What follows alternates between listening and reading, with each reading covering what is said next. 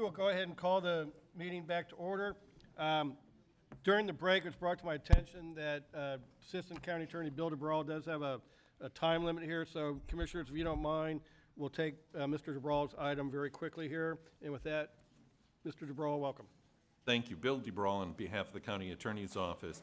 Florida statute allows the county to swap or exchange parcels of property without the necessity of public bidding, so long as there are two advertisements in the local newspaper publishing the proposed terms of the swap. That has occurred here in this case on October 1st and the 8th. And so here today we're to consider an exchange of real property between the county and Paradise Central Corporation. Paradise Central owns the BP gas station. It used to be the Mobile station on State Road 60 and 43rd Avenue on the southwest corner of the intersection. There is a triple net lease associated with this property. The owner, Paradise, rents out to McMillan Oil. McMillan Oil, in turn, rents out to a local family who runs the convenience stores and collects the money for the fuel. So there are three parties here that are making money off of this parcel of property.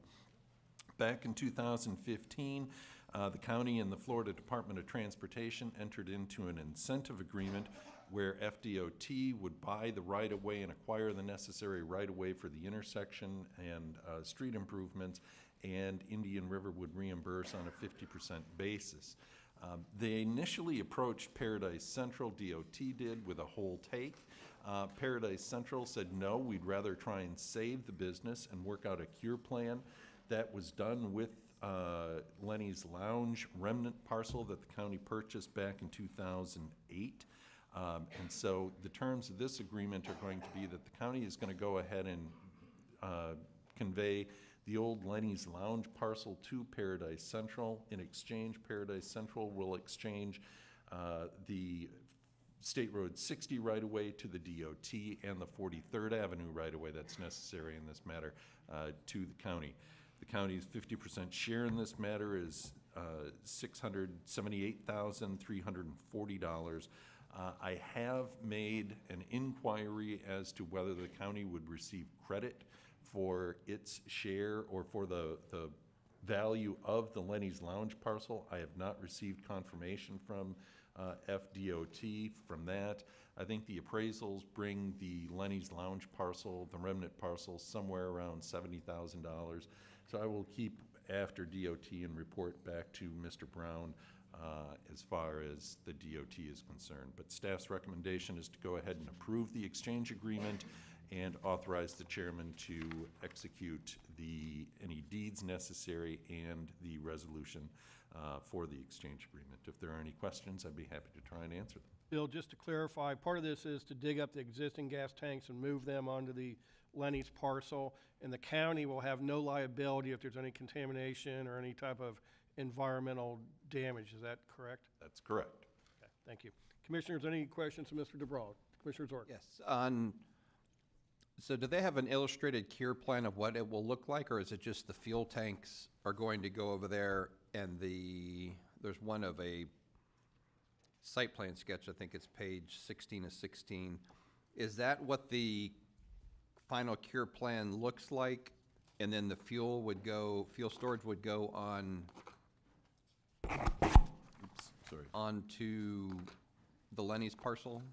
Yes, that's correct. If you take a look at your backup, I believe that's Exhibit D.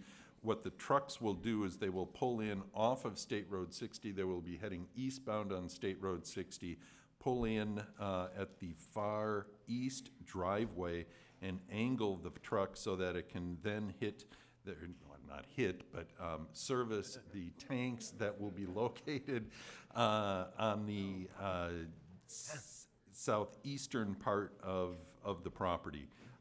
And that's where the refueling will be able to take place. Okay. All right.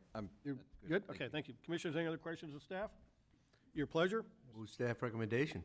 Thank you, Council. We have a motion from Commissioner Flesher, second by Commissioner Adams. Is there anyone in the public that wishes to speak on the motion before us? Seeing none, all in favor signify with aye. Aye. Any opposed? That motion carries 5-0, and that was item 13C. Thank you, Commissioners. All right. And folks, thank you for your indulgence while we took care of that. We are now going to go back to public discussion items. We do have a large crowd here. I think there's probably people on both sides of this issue, so I'd just like to ask you all, this is a business meeting, and we're going to try to make a good business decision here, and we just need your cooperation, and so we'd like you to keep this very civil. You may not agree with another speaker, but let's show everybody that Indian River County can have a good civil debate on an issue without deteriorating into name calling or booing and hissing and things like that. So I ask everyone, let's be civil, polite, and respectful of everyone's opinion. Our policy has always been that if anyone here wishes to speak on an item, we will make the time and allow everyone that wishes to speak the opportunity to have that option. I do ask that try to not to be repetitive. If you've heard other speakers mention the same thing that you wanted to say, you can certainly just say wave in support or wave in opposition, and that'll help us move along. And you don't worry if you did not fill out a speaker card. You do not have to. We will recognize you. And again, everyone that wishes to speak will be given the opportunity to speak on this item. Okay? And with that, we will go ahead and start with Nicole Capobianco. I hope I pronounced that correctly. Oh, thank you. You can come up to either podium, Nicole, and if you would just give your name and address for the record, please, and welcome. My name is Nicole Capobianco. I live at 7065 21st Street Southwest in Vero Beach, Florida. Is that all I have to give you? Okay. First off, this is the first time I've ever done anything like this, so bear with me. I'm a little bit nervous. It's okay. Take your time. And I just want to say good morning and thank you all for giving me the opportunity to speak here today. I'm here as a voter, a taxpayer, and a business owner of Indian River County. I'm also a longtime resident of this county, but I'm also here today as an advocate against consumer fraud and animal cruelty. It is my hope at the end of this PowerPoint presentation, you will all be able to make the best decision to protect not only our residents, but our pets. If at the end you have any questions, I'll do my best to answer them. What is a puppy mill? Unfortunately, many people do not know what a puppy mill is, and even less know their connection to pet stores. Pet stores are sourced by puppy mills. Store owners like to say they do not buy their puppy from mills, but rather USDA licensed and regulated breeders. However, just the basic legal standards for mills are so inhumane, you wouldn't even leave your own pet in those conditions. Breeding parents of puppy mill puppies spend their entire lives living in confinement in freezing cold or sweltering heat, receiving little to no veterinary care. This picture shows the caged area of the USDA standards for a dog to live in their entire adult life. The cage is only 6 inches from their tail and 6 inches from the top of their head. Large enough for the dog to stand up and only turn around in. It is totally legal for the dog to live their entire life 24/7 in this cage, in the elements, never having to be taken out. At most pet shops, puppies sleep on wire grates and sometimes dirty cages. I believe that such pictures have been sent to you.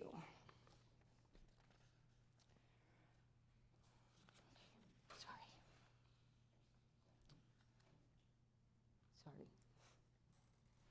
It is proven that many pet shop puppies suffer illnesses, and many do not surface until long after the lemon law has expired, resulting in costs of thousands of dollars to the consumer.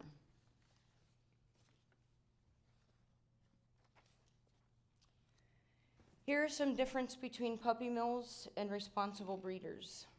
responsible breeders usually spay and neuter. Pet stores do not. Stores are only the middleman between puppy mills and consumers. The most important difference being that no responsible breeder is selling their puppy to a store for resale.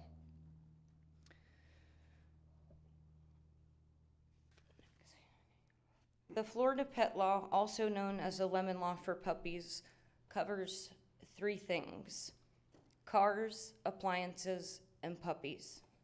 So according to this law, a sick puppy is nothing more than a broken dishwasher.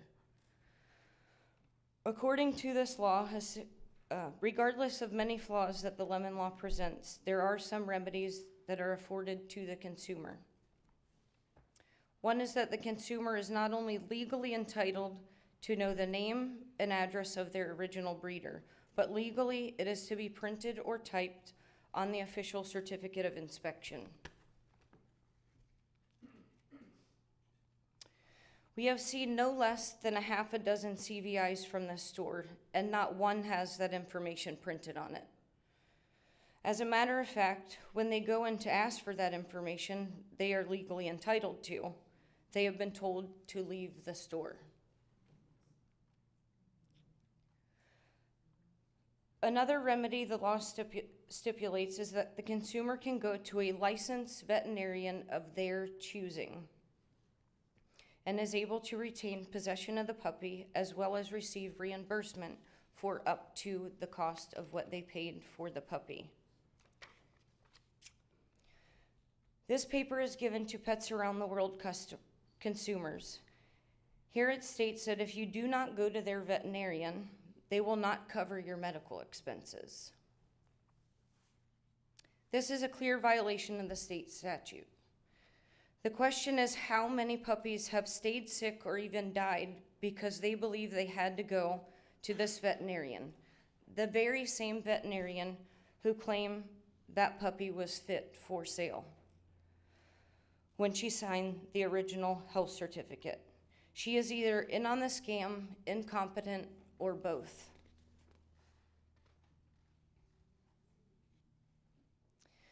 These here are health certificates from the state of origin. Every puppy for sale traveling over the state lines is supposed to have both a certificate from that state of origin and one from the state of Florida, signed by veterinarians that the puppy is fit for sale. A copy of the out-of-state CVIs are to be sent to the Florida Department of Ag, which are then public record. Here is one from Petland in Miami-Dade. Make no mistake that Petland breeders are as bad as the store here is, or stores anywhere. But this CVI is showing the correct information has been sent to the Department of Ag.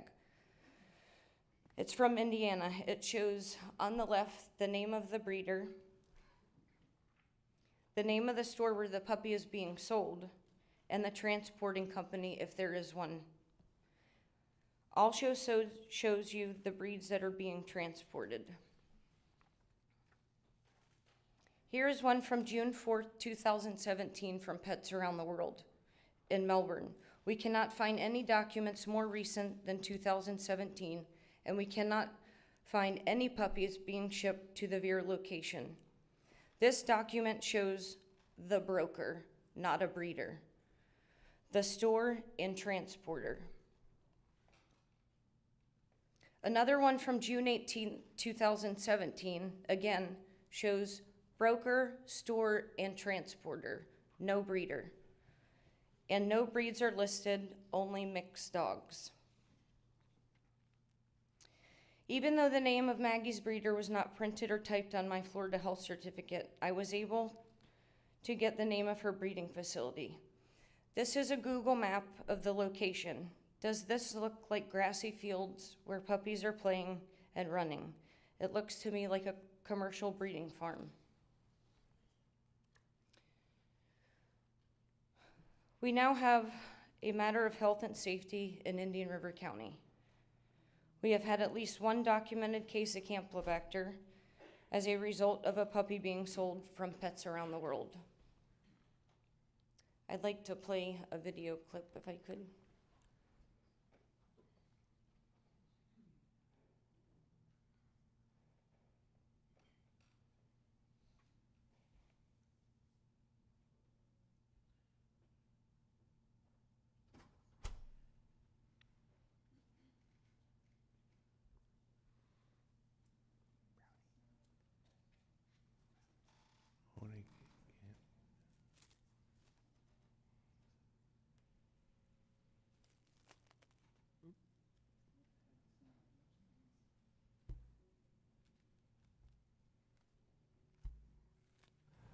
Puppies getting people sick. We first told you about the health warning on Friday, bacteria being spread from dogs sold at pet stores. Now, News Channel 5's Ryan Hughes learned a local woman is fighting to stop the sale of sick dogs. Come on. Nicole Capobianco is sounding the alarm and pushing for change in Indian River County. It has to be done because now it is a major health risk to our whole entire community. Nicole now asking county commissioners to pass an ordinance to stop the sale of dogs and cats at pet stores in the county. I had pain, I was nauseated, I was miserable. Nicole's fight amplified after our report Friday about Christine Parent, who was hospitalized with severe diarrhea after her mother's dog tested positive for Campylobacter. The CDC saying 118 people in 18 states contracted the bacteria from puppies sold at pet stores. Both Nicole and Christine's mom say they bought a sick dog from Pets Around the World 2 in Vero Beach. I'd like to have some proof that it's here so I can address it. Today, owner Greg Doherty received this letter from the Florida Department of Health stating he sold a puppy that tested positive for Campylobacter. Doherty would not let us shoot video of the dogs he says he buys from home breeders. He also claims none of his employees have gotten sick, and he feels attacked. We have families that work here. We have kids that depend on this income.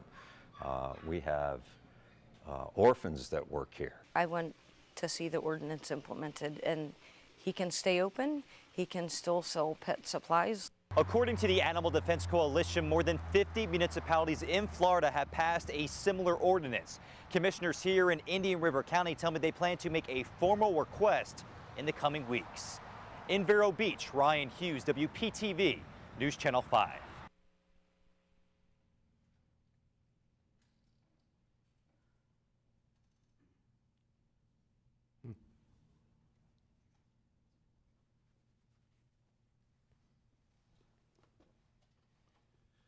Here are the hospital results for Christine Parent showing the positive Campylobacter diagnosis.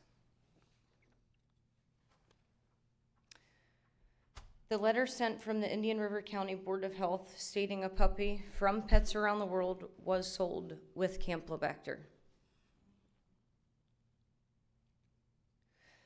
Many stores offer AKC registration for their puppies, even though that is also a scam.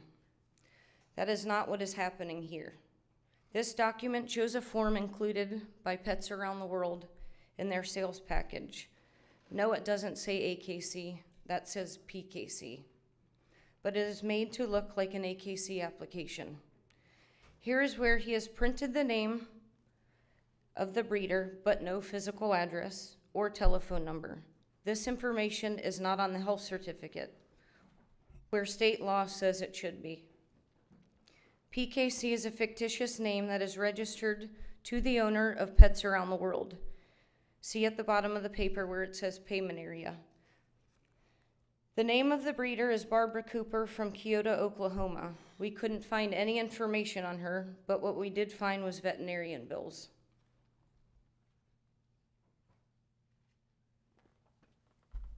Here are the bills for the Barbara Cooper Yorkie puppies sold at Pets Around the World.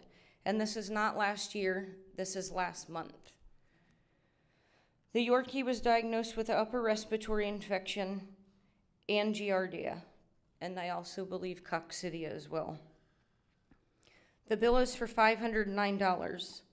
The store has offered these consumers only $150.03, stating in writing that they refuse to reimburse for any tests that came back negative.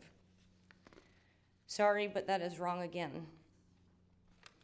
According to our attorney, they have to pay for every test if the puppy was unfit for sale, which obviously she was. So according to this store, they do not pay for bills that do not go through their vet, and they do not pay for test costs that come back negative. Both of these are violations of statute 828.29. This is another PKC application. Here the breeder's name is Larry Elvin of Whistling Pines Kennels in Crofton, Indiana, or Crofton, Kentucky, actually, I'm sorry. Guess what? There is no Larry Elvin in Crofton, Kentucky. But there is a Larry Yoder of Whistling Pines in Crofton, Kentucky. I have since learned that these are Amish puppy mills, and they all share their last name for doing business as. The most popular last names are Yoder and Miller. Maybe the following is why he hides the names of his breeders. The USDA reports show that Yoder has been a repeat offender of USDA violations.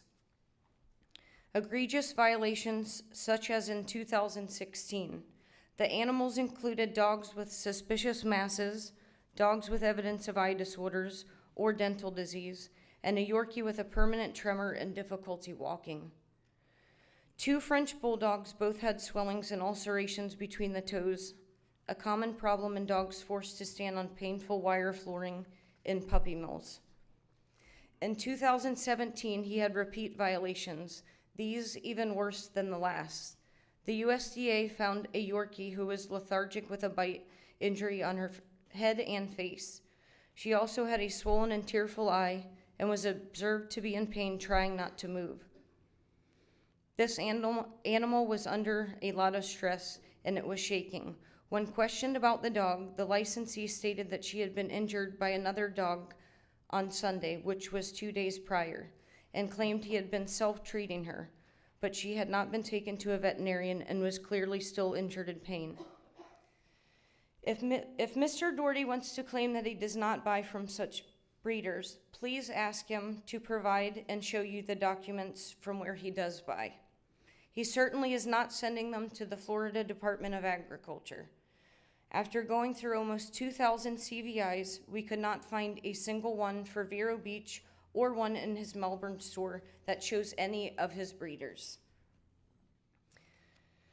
We want Indian River County to please join the 55 other Florida municipalities and say no more to this commerce. This business model is not only inhumane, but it is consumer fraud and now a major health concern. Please take the action to stop the sale of puppies and kittens in stores before someone else's granddaughter or grandmother ends up in your hospital. Thank you all again for your time and consideration. And I also want to thank everybody who came out today for your support.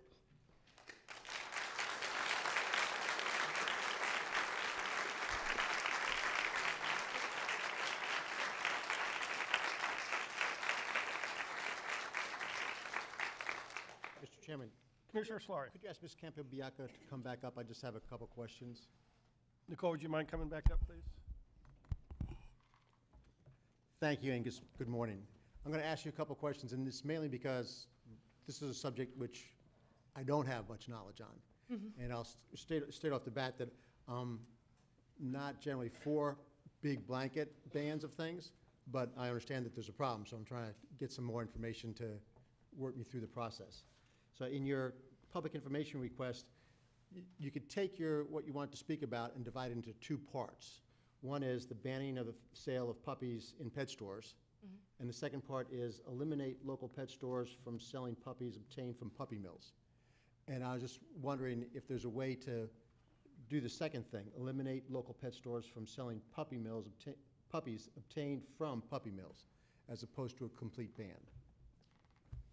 Unfortunately, I think the complete ban is the only thing that's going to work. Okay, then. He can bring other dogs in. Nobody's trying to shut his store down. He can operate just like Petco, Pet Supermarket. There's many rescues in town that need help with placing dogs, and he can work alongside of a rescue. So the other pet stores sell only rescue dogs?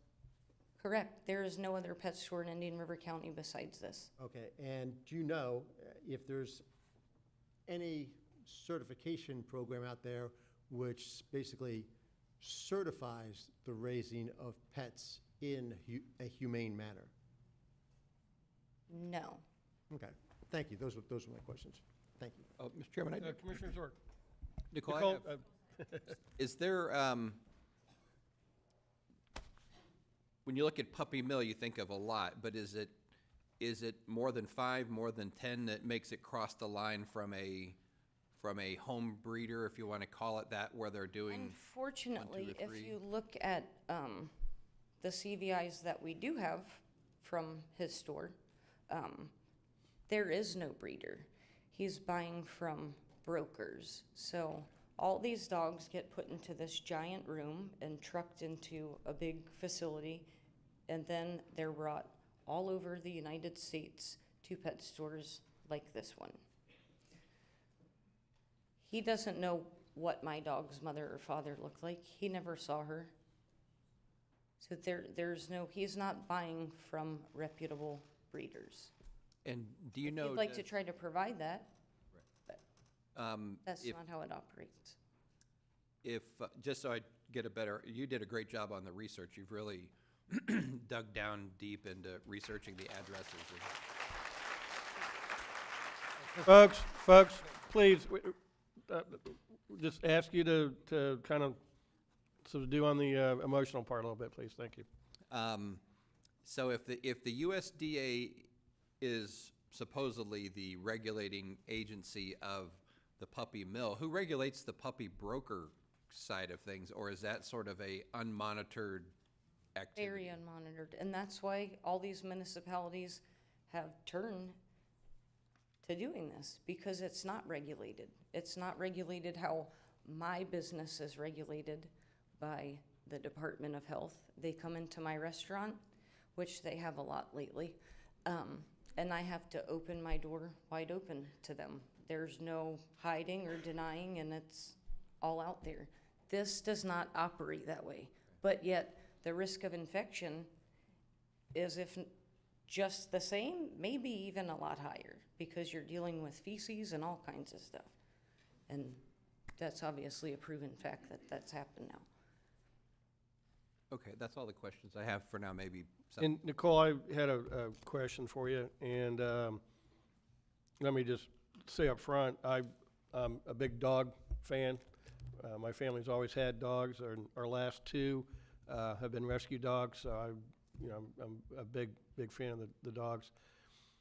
I imagine most people go to a pet store because they want a AKC purebred, which is why they don't go to the shelters to get a rescue dog.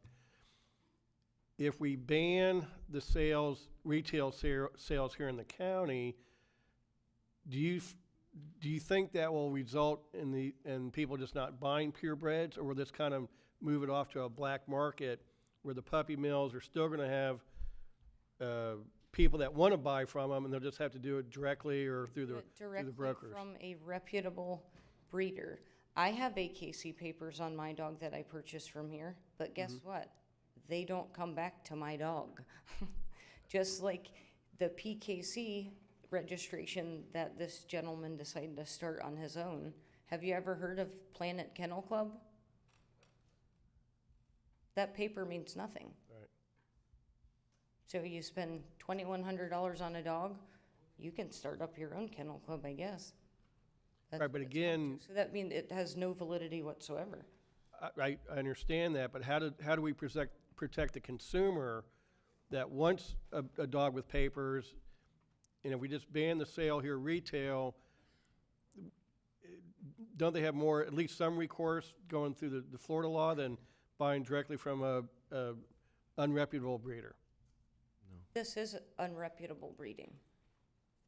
Right, I get that, but So you if have they more can't buy it at a companies. pet store, they're gonna go online and they're gonna say, okay, here's this kennel club, I'm gonna buy a dog from them. Okay, so has it really stopped the puppy mill process? Absolutely, it has. By Okay. shutting pet stores down that sell puppies Right, from puppy mills? Yeah, because they're the only people, you or I can't go into a puppy mill. We Well, can't but knock but on don't you their door and think the say, "Hey, puppy I'd mill like to check your industry will puppies out." change if, let's just say we shut down every pet store in the country. It'd be great. Okay, but don't you think then the puppy mills will then go to a direct type of sale? I mean, they're not gonna, you think they're gonna walk away from their business? They'll be forced to. Okay, thank you. Yep, Commissioner Adams. I have just a real quick question. Why did you make the decision to buy the pet from this pet store, out of curiosity? Unfortunately, I was just like a lot of people that didn't really understand what this was. were you looking for a particular breed? I was. And there was no And local it just breeders? so happened that that day she was in there. And when I saw her, I wanted her. And I actually went back the following day and bought her. And within 2 days, my dog was fighting for her life. Had you researched that particular breed and looked for breeders in the area? I've had Great Danes throughout my whole entire life, so yeah. And I've never bought from a pet store ever. Thank you. Okay. Thank you, Nicole. Thanks. The other request to speak was from Doherty Inc. Is there anyone here from Doherty? Yes, sir. Your name and address for the record, please. Yes, sir. Good morning. My name is Alan Whitehead, and my address is 2200 Front Street in Melbourne, Florida. I'm an attorney, and I'm here to speak on behalf of Doherty Inc. And Mr. Greg Doherty's here with me, as well as Dr. Debbie Butler, who is the veterinarian who works with this pet store and with Pets Around the World. I want to start by indicating that Mr. Greg Doherty is the owner of Pets Around the World, which has been in business here in Vero for approximately 1 year. And prior to that, he has operated a pet store in the Melbourne area for approximately 20 years. He has placed literally thousands and thousands of puppies with loving families with no incident. Unfortunately, this incident has occurred, and we believe some unfair attention and criticism has been levied upon Pets Around the World and Mr. Doherty. Mr. Doherty is a veteran. He's a Marine Corps veteran. He and his company employ 12 people here in Indian River County. He employs a full-time staff veterinarian for the facility, Dr. Debbie Butler. He is in partnership with the speaker that we heard first thing this morning, CareerSource, in helping to place people with jobs who have difficulty obtaining jobs. He works with a Hibiscus Children's Center. He places animals in special programs like the Wounded Veterans and with senior citizens. Their facility takes in rescue dogs and provides veterinary care to rescue dogs that results in successful adoption of rescue dogs. In short, this business is an asset to the community, not a detriment. Now, I heard the presentation a few moments ago for the first time, learning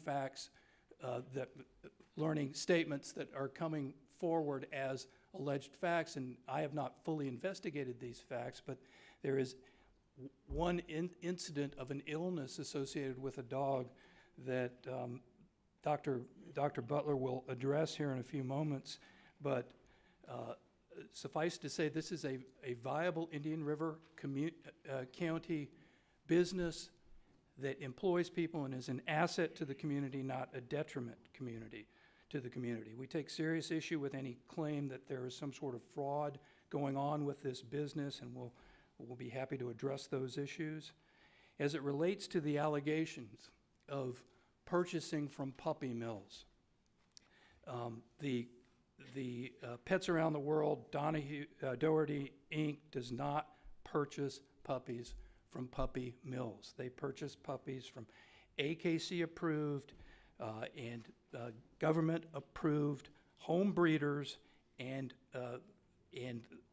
family type breeding facilities. They do not rely on puppy mills for their puppies.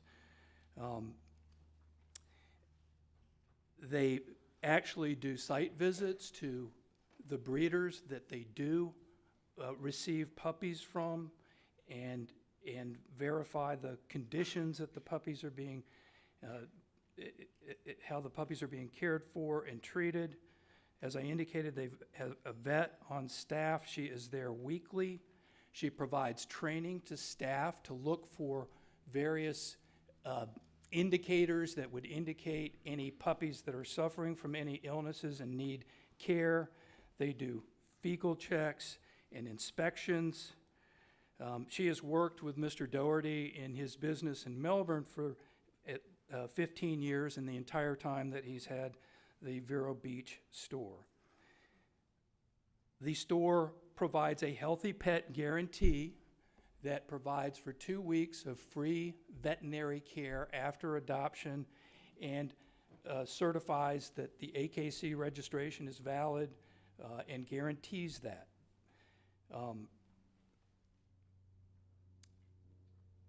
A change of the law that would outlaw this business from continuing to operate would be a detriment to the community and not a benefit to the community. This is a market-driven issue, and we respectfully submit not a regulatory issue. There are a number of other members of the community who agree with that. Some of them are here. They're wearing My Puppy, My Choice shirts here. A petition was passed and was provided to me today, and the petition says, "Good day. As a citizen, I feel it is my duty to inform you I do not support any legislation that bans the selling of puppies and kittens from responsible breeders at reputable pet stores. I do believe and support the fair regulation of any business or entity such as rescues, shelters, and pet stores to make sure all animals are treated humanely. Thank you for your time and consideration in this matter. Sincerely." And then it contains 200, a little over 200 signatures of various citizens of Indian River County, and we'd like to present that to the commission. Scott. Sorry. Yeah, we'll just pass it down, and then we'll eventually get it to the clerk, and she'll put it in the record. There was a question asked a few moments ago about a regulation that would pets coming from dogs coming from puppy mills versus other breeders, and Doherty Inc. supports that regulation. Thank you. And Mr. Whitehead, before you step down, just a question. How do you differentiate between a family breeder and a puppy mill? Because I could own a 5-acre parcel out here in the county, and that's my residence, and my family lives there. But what if I'm breeding 4 different breeds of dogs? Am I classified as a family breeder or a puppy mill? I'm not the expert in the area, so I'm going to turn it over to the. All right. Hi, my name is Dr. Debbie Butler. Could you just speak a little closer? You have a very light voice. Hi, my name's. Oh. That was good. Hi, my name's Dr. Debbie Butler, and I'm a licensed accredited veterinarian. I've worked with Mr. Doherty more than 15 years. And the question you asked was, what is the difference between a puppy mill and a home breeder, and how can you tell the difference? Usually, puppy mills breed dogs in cages, cages upon cages, cages upon cages upon cages. One dog urinates, it goes down to the bottom, okay? The conditions are horrific. A lot of these dogs are bred on wire cages, and they stay in the cages, and they don't have loving families forever or at all. And they just breed them every heat they come in, cycle, they're bred over and over and over again until the dog is tired out and can no longer breed, and then they're either euthanized by the people that have them or some of the people that are actually kind enough to try to adopt them, but usually they're not adoptable because they're so fearful of the world because they've only lived in a cage, and that's their whole life and their whole security, and it's really awful. A reputable breeder is a person that has maybe 4, 6 dogs of their own in the house, depending upon how many dogs they can have. And some counties limit the amount of animals that you can have. So these dogs are bred within the home. They bred them maybe once a year. And we go to the house and we talk to the people, and if it's a home-loving community or home-loving, caring household, I have 3 dachshunds, and I breed the 3 dachshunds. And each year I get a litter of puppies from these guys. And rather than having people come into my homes that I have to deal with, it's easy if I can sell pets to someone that I know is going to purchase them, and I don't have to worry about getting rid of them. Maybe the dogs aren't purebred, because not all of the puppies we have are purebred. Quite often they're mixed breeds. And these are the puppies that we acquire and try to acquire. Some of the places that Greg has gone to, he's gone to these people's homes to pick up the puppies. Whether you get puppies from a shelter or rescue or breed them from an individual home, puppies are puppies, dogs are dogs, and they all are susceptible to illnesses, genetic, especially the ones that you get at shelters. They are emotionally damaged at times because they've come from horrific conditions themselves. I, as a veterinarian, have gone out to these places and rescued them, pulled them from shelters, pulled them from kill shelters. And you can look on my website and you can Google me and see what I do. I pull these dogs from shelters. We rescue them. I've traded them for heartworms. I fixed broken legs. I've sutured them up. I've removed massive tumors, done dentals on them, and got them healthy again, and then got them to the point where we could sell them or put them out for a rescue dog. Dogs that we've set in homes for disabled veterans, for disabled people. Dogs that I've set dogs up with and had them educated, the dogs trained, for men that have had PTSD. Dogs that would put themselves in front of you and an opposing force, anyone that seemed threatening to the owner of the dog. So we've done a lot with the dogs as well as just sell puppies out there. We're not trying to buy from puppy mills and sell poor quality puppies to people so that they can go and have thousands of dollars of vet bills. But we want these people to be able to have a choice of where to get puppies from. When you go to a shelter, a lot of those dogs are not puppies. Yes, you can buy from breeders yourself. You can go on Craigslist. You can Google individual breeders. There are people that have a shelter only rescues or boxer only rescues, and you can acquire dogs from there.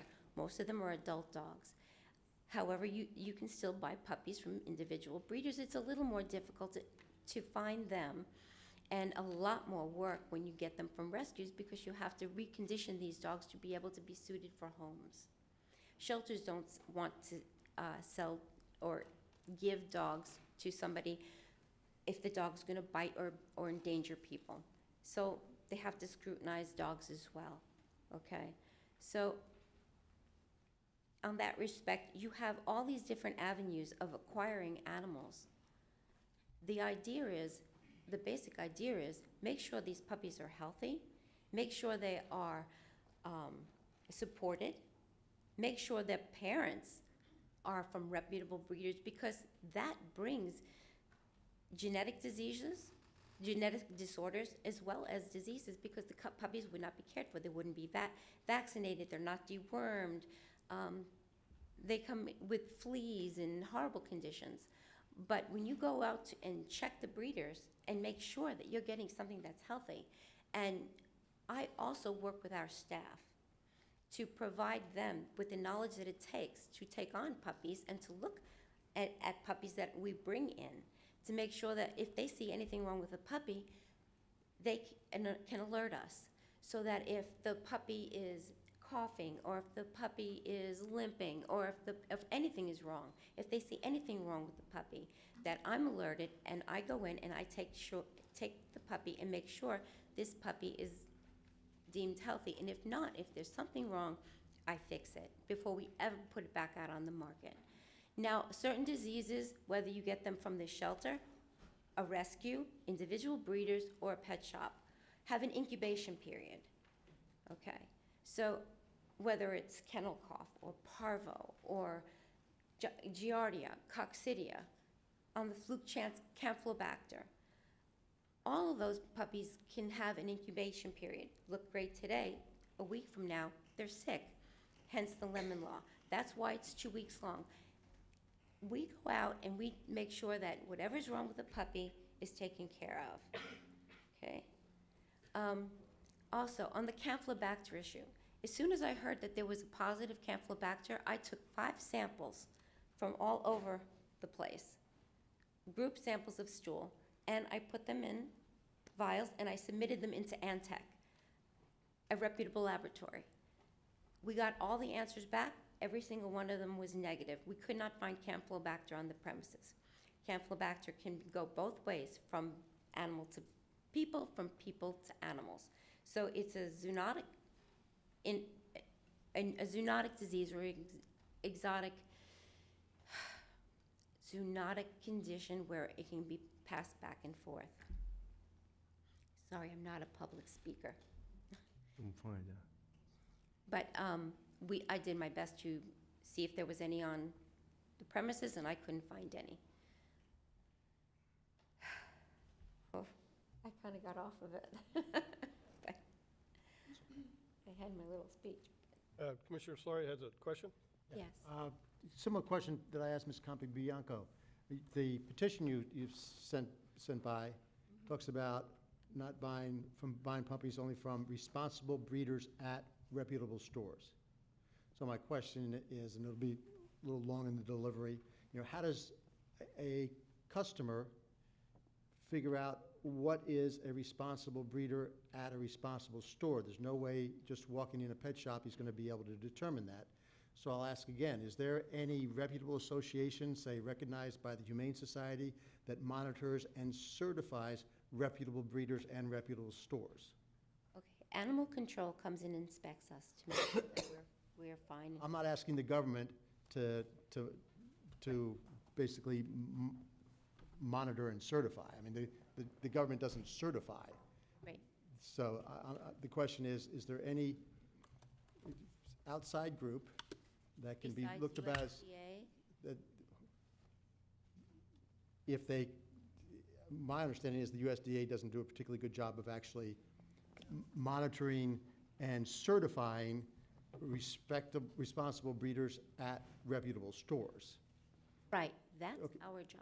What do you mean that's your job? That's why we go and we take a look to make sure that they're raised in humane. But again, that's yours. I'm trying to figure out if there's a independent source that modifies and certifies.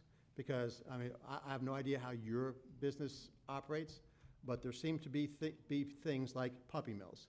And there seem to be things like bad actors dealing with the sale of cats and dogs. So I'm trying to make a distinction, or figure out if there's a way that we can determine that we get rid of the bad actors while maintaining the good actors. And in a lot of industries, they do that by having, or not the industries themselves, but a lot of industries are monitored by independent groups which monitor and certify. And I'm trying to find out if there is an outside group which modifies and certifies the growing and development of these pets, so that we can go down a path which isn't too onerous, but which prevents the abuse of the animals.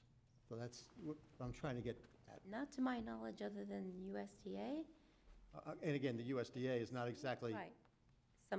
They have an all-encompassing job.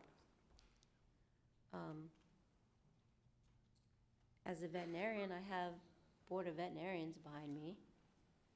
I do the health inspections on the puppies. I don't go to each individual home that's not in Florida.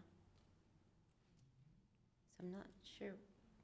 Yeah, but you are not what I consider an independent. No, I'm not. Okay, and that's what I'm trying to get at, some independent group or agency. Not that I know of. Because again, Commissioner O'Brien, I think, was right when he said that, well, if we shut down the pet shops, there's soon going to be another outlet that is even going to be harder to monitor.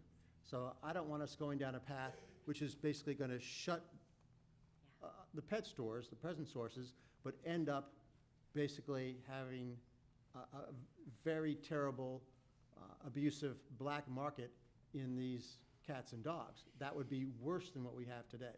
Yes, that very well could happen. So I want us to take a measured approach, but to get on a path which is going to stop the abuse of cats and dogs, especially young cats and young dogs, do something meaningful, but not make things worse along the way. And that would probably be the veterinary accreditation program, a lot of the places that are accredited. Thank you.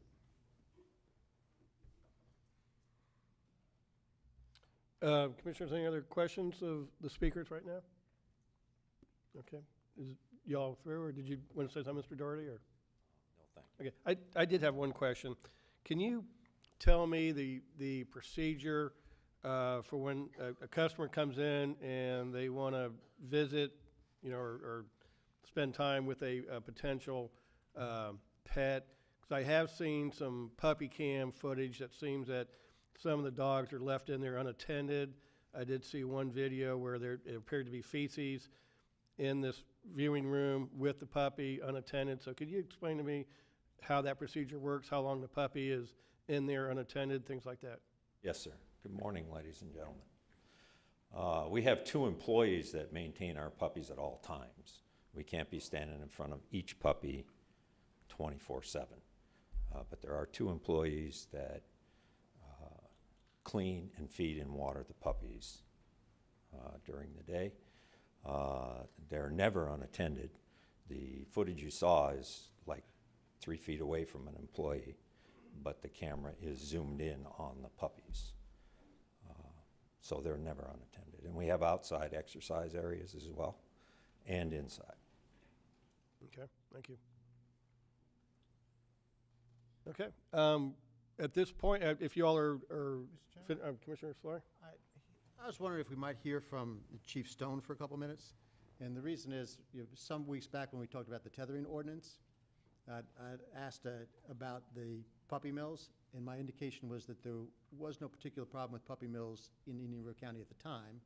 So I'd like to get some idea from the chief on what his views on this issue are, and whether he thinks there's a path that we might be able to go down, which again separates the bad actors from the good actors. Okay. Are you concluded? Yes, sir. Okay, all right, thank you. Chief Stone? Morning, Chief. I think you understand my question. I'm at the point where I don't want to ban every sale of all cats and dogs, but I do want to address any abuse issues. I don't know if there is that middle ground, so if you could help me with that and try to give us, the commissioners, some idea of what the scale and scope of the problem in Indian River County might be. Well, I'm unaware, and after some conversations with my animal control folks, of any puppy mills, so to speak, within the county. I have had some experience with the puppy mill in Seminole County when I was up there, and we have enough language in the ordinance to protect for care and feeding and their ability to move around and those types of things in our current ordinance. The only area that may need to be, that could be addressed is the section of the kennel ordinance, and to try to stiffen that up a little bit. But that's the only area right now that I see that we could actually move into and try to regulate that section of it a little bit more, and that's the open kennels. Okay, so I have to make a distinction then. So we may not have puppy mills in Indian River County, but we may be selling pets from puppy mills outside the county. How would I know? Oh, no, that's why, see, I don't know about this. That's why I'm asking the questions. The fact that we don't have puppy mills doesn't mean there's still not a problem of animals being abused and sold in Indian River County. That could be a true statement, yes. Okay, so that's what I'm getting. Sometimes it's hard to get to the middle ground, and there may be no middle ground. So, and again, the fact that, even if we had a firm ban on puppy mills, that means that we may just be putting the problem in an adjacent county. For me, it's kind of like biosolids. You take care of the problem down in South Florida, and it just migrates up to Indian River County. I don't think it's a solution to the problem to just push it somewhere else and let the same bad things happen. So that's what I'm trying to yes, sir. Get at, probably without too much luck right now. I understand that. The only other thing that we could do would be to see if we could get the Department of Ag to step in and actually try to step up some level of enforcement, but their resources are so stretched so thinly right now that I doubt that would happen. You know, I'll ask you the same question I asked the others, because I'm astounded that in this day and age, there isn't some organization that actually is out there to monitor and certify the behavior of the players in the industry. So are you aware of any organization out there that could be considered an independent organization which monitors and certifies the development of puppies and cats before they go on to sale in a pet store? I know of no agency that actually does the certification. There are some agencies that actually monitor the puppy mills and that type of thing and bring it to public attention, but I know of no certifying agencies. Thank you very much. Yes, sir. I did have a follow-up question for Mr. Doherty, if he wouldn't mind coming back up. You, I believe Mr. Whitehead mentioned that you buy all your pets from family breeders. Can you tell me how many of those family breeders would be from Indian River County, how many would be within the state of Florida, and how many would be out of the state? I have approximately 15 breeders in the state of Florida, and the balance would be out of the state. And that would be how many?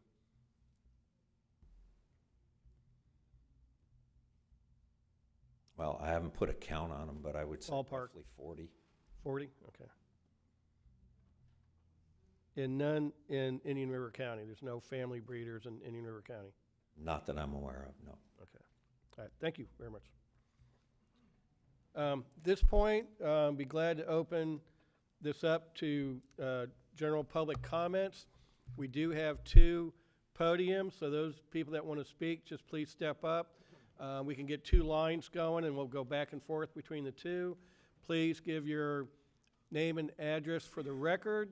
And again, I just ask the audience to be respectful of other people's opinions. And we'll go ahead and start here to my right. Yep, please. But you'll have time. Just, yep. No, but just don't be too repetitive, please. I don't like talking that much. Okay, so first off, I'd like to say hello. My name is Alexandria Julian. I am at 2124 West Brandon Boulevard. I first off would like to thank you guys for asking the right questions and actually speaking back and forth. If you guys have any questions for me, that would be, I'm open to it. Since I was born in 1995, my family has owned 3 pet stores in Hillsborough and Pinellas County. I currently oversee the day-to-day operations of our 3 locations, all of which abide by the guidelines in the ordinance that I have provided to you. I am here today to tell you that breeder regulation-based ordinances do work. In the memorandum for this meeting, you did state that puppy mills was a reason to propose an ordinance to ban the sale of dogs and cats in pet stores. It also refers to an ordinance adopted by Seminole County as an example of what this commission would like to achieve. Nowhere in this ordinance that we're using as a template does it even address the actual sources of puppy mill puppies. It completely ignores home breeders and the internet sale of pets. How exactly, if we move forward with this proposition, would Indian River County be promoting health, safety, and welfare to pets and pet owners when you are leaving open the 2 biggest pipelines of puppy mill activity? It is also worth noting that during my personal visits with USDA licensed breeders, many USDA licensed breeders over the years, not a single one of those breeders operated their home or their kennel based on the minimum requirement of the USDA. They all exceeded them. These are professional breeders, not puppy mills. The 2 terms are not interchangeable like animal rights groups would like you to believe. These moral breeders are being inspected multiple times a year from different entities, mostly by unscheduled inspections. With a regulation-based model, you can ensure that pet stores only continue relationships with breeders maintaining a good standing with the USDA and their state. I do think that it is important that you also note that there are state and local regulations on these breeders as well. So it's not just the USDA, it's USDA, then comes the state, then comes any local ordinances that they may have to comply with. This ordinance that you're referring to, and others like it, were proposed in communities without any existing pet stores. I think it is very important that we look into ordinances adopted by counties with existing small business pet shops. I have provided you with copies of the ordinance of Hillsborough County from 2017. They opted for a pet store breeder regulation-based ordinance in lieu of a ban. This does not restrict consumer choice or prevent a small business owner from enriching your city. Instead, it actually addresses exactly what your memorandum states you are hoping to accomplish. This ordinance focuses on sourcing transparency, annual inspections of breeders by each pet store, and heightened breeder standards. If you need me to clarify what that means, I will. As supporters of pet store breeder regulation-based ordinances and My Puppy, My Choice, do the people you see here in the blue shirts today look like the type of people that would be supporting a horrible industry? Do not take away a chance for this small business owner to go above and beyond this standard. Do not support this ordinance. I do want to make a couple points, not to contradict anybody, but it was said earlier that brokers are not regulated by the USDA. They actually are. They do have annual inspections. It is different than that of a breeder because I believe it's under like a dealer license. But they do get inspected. So there is someone going in there unannounced, doing an inspection. And these inspections, whether for a pet store, a breeder, a broker, whatever entity, I've had a breeder that's told me an inspection took 10 hours long. The violations that they are referring to that they put up on these projectors were actually direct violations, which you guys can vote and say, we do not want any breeders selling to pet stores in our community that have direct violations. The difference between direct and indirect is direct violations actually can harm the animal. So lack of veterinary care, etc. An indirect violation, which most of these or ordinances that are regulation-based, they will allow a few of those because they can come in and say, this dog's missing a collar, that's a violation. Or this trash can was left open, that's a violation. So you have other avenues that you can ensure that these dogs are not coming from immoral breeders. I also included in your little folder here pictures of my visits with USDA licensed breeders that my store currently works with. And just as an idea that you can see that they do touch grass, they do get social interaction. This is not something that, what they're painting the picture of. I have yet, in every single visit that I've done, seen these stacked cages that they explain. I've never seen one. I've been to multiple USDA licensed breeders. Not a single one of them had stacked cages. The majority of them are on the floor. They have inside-outside runs. They know how to sit. They know how to stay. They have obviously names, respond to normal commands. There is a way for you guys to regulate pet stores to ensure that they are not buying from those places. And if you guys have any questions, let me know. Okay, thank you. No problem. Yes. That work within your ordinance, they would be Florida breeders, not out of state? No, all of ours are out of state, but that's like we prefer to work with states that have like higher regulation. So we do not work with any in-state breeders. I don't believe Florida has any regulation on breeders. The USDA obviously can, but I don't think the state does, so we do not. There's something else that I wanted to touch on here. Oh, and that's another part of someone brought up how would a consumer know that the dogs were not coming from puppy mills. What the Hillsborough County ordinance requires is that we disclose the breeder information, obviously, before purchase.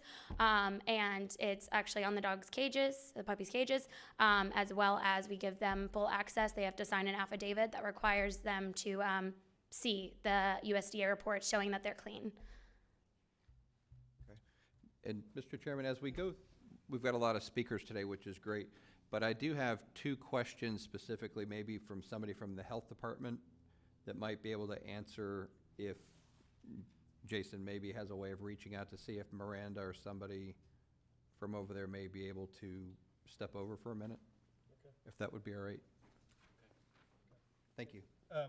Commissioner Solari, you have a question? Or? Yes, ma'am, I understood you right. You mentioned USDA regulations, but you also mentioned state regulations, and it seemed that you were saying that there are states that had regulations more developed regulations.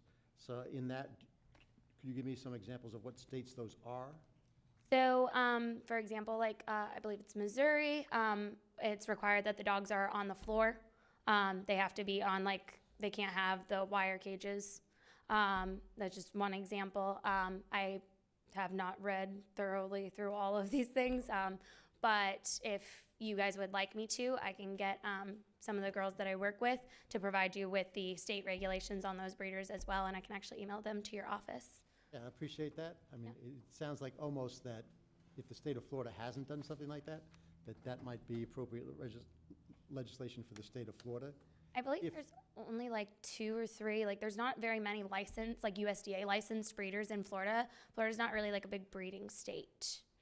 I think it's more of, that's why we have a lot of pet stores. Thanks. Yeah, Thank you.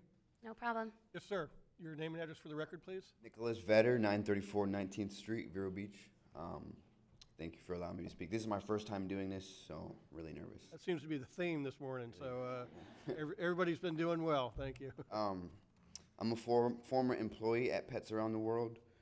I worked there for about 2 days. An experienced animal care technician, so I wanted to work at that store because of my love for animals. Little did I know that I would bear witness to such horrible acts of animal neglect and cruelty. This business, from my standpoint of view, doesn't care anything about the animals, just the profit that they make from them. I quit only after 2 days because I could not continue watching what was happening. I wanted to stay, I wanted to try and do more, but there was little that I could do, and it was very hard to stay and watch. Lost where I...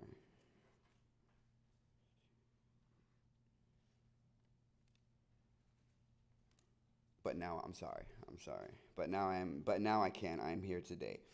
I hope that my testimony will help you understand why a pet sales ban in Indian River County is needed in Indian River County. Maybe if you will stop this from happening here, Melbourne will follow in your lead. My days at work consisted of cleaning cages. I arrived at work to find the puppies laying in their own feces and urine. I believe I emailed you guys pictures. Puppies were quarantined together because they were very ill. The manager, John, told me that puppies were being quarantined, had kennel cough, worms, and one, from my knowledge, had the parvovirus. The one with the parvovirus was quarantined away from all the other dogs in the laundry room and was not allowed to be touched, or the kennel was not allowed to be cleaned out whatsoever. I also felt personally this was a health issue for employees working there. Constantly throughout the shift, 10-hour shift, cleaning feces and urine, the whole shift. It was nonstop. Dogs were defecating. As soon as you clean one dog, put him in a clean kennel, another dog defecates, and just the whole shift. Some were very lethargic. They couldn't stand. Some couldn't eat. And a lot of the feces were being matted to their fur. Those are also in the pictures as well. I believe that this ban on pet stores or regulations for pet stores in River County will, I'm here because I'm in full support of that. And I just wanted to give my testimony. Thank you. Very good. Thank you for coming this morning. Thank you. Nicholas Vetter. Nicholas Vetter? Yes. Yeah, I'd say we all probably receive multiple hundreds and hundreds and hundreds of emails from both sides, so I don't remember yours specifically, but Nicholas Vetter. Okay, thank you. Yes, ma'am.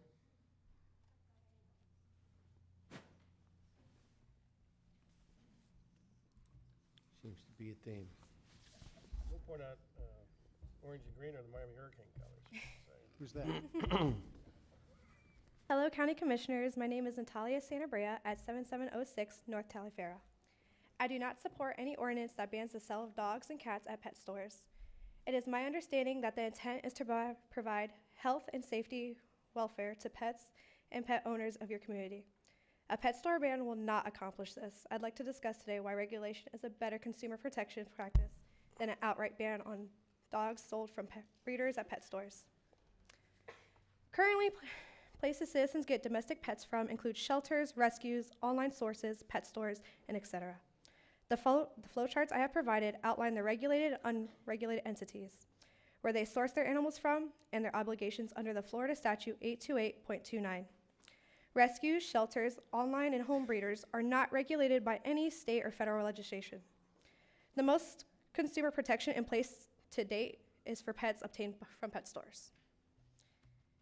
You have the option to further regulate pet stores existing in your city by implementing sourcing transparency, breeder standards and annual inspections, and etc. Rather than deterring small business owners from enriching your city, you can set a standard that does not eliminate consumer choice but further protects it. We have provided a packet to you including Florida Statute 828.29 as well as the Hillsborough County ordinance currently in place. The primary purpose is to ensure consumer protection and animal welfare. In the memorandum, you address public health, safety, and welfare, as well as promoting adoption to save animals' lives and to reduce the cost of public for sheltering and euthanizing animals. Your folder contains news reports and photos taken of some of the most recent U.S. rescues in the last year that have been shut down or had their dogs confiscated due to neglect. These people are providing dogs to the public who have been exposed to a vast number of illnesses, and yet you're approving the, quote, adoption of these, quote, rescue dogs.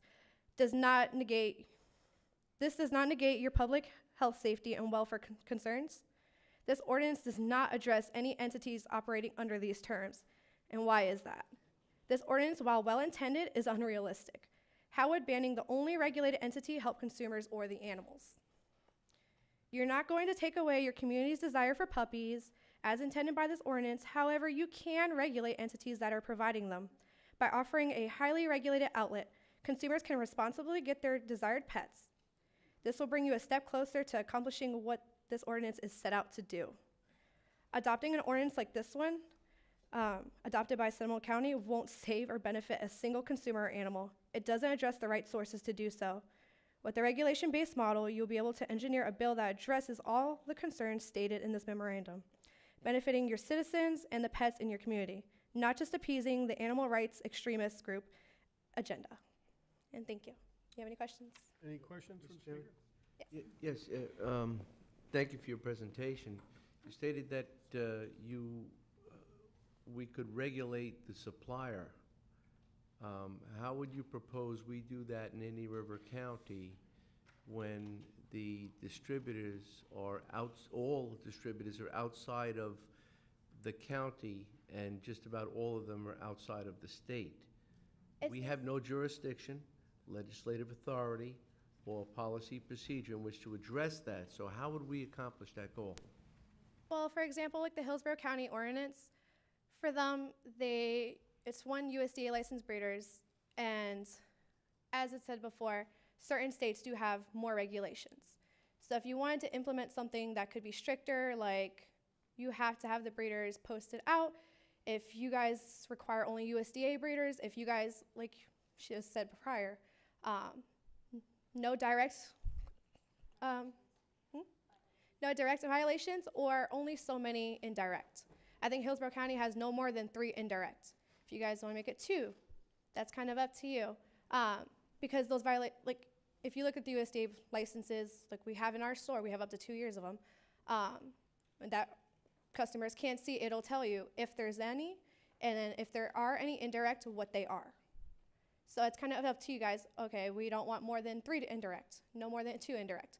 That's kind of where you guys can step in and make a decision and help regulating everything like that, like regulating where these dogs are coming from, taking more of a step forward to see where they're coming from as well. Okay. Thank you. Any other questions of the speaker? Ma'am, before we get to you, Commissioner Zork had requested someone from the Health Department, and I think we have 1 or 2, so I'm going to just ask them to step up if you don't mind, and you'll be next after that, okay? Thank you very much. Hi, good morning. Thanks for coming over so quick. Not a problem. I was on a red tide call. Great day. Multitasking today. And I don't know, since Nicole is not here at the moment, she had made, one of the speakers had made a reference to a virus or illness that the dog was carrying that transmitted to a human, but that they can be... Campylobacter. Which is it? Campylobacter. That one. Campylobacter Yes. is a particular bacteria that it can be carried by pets.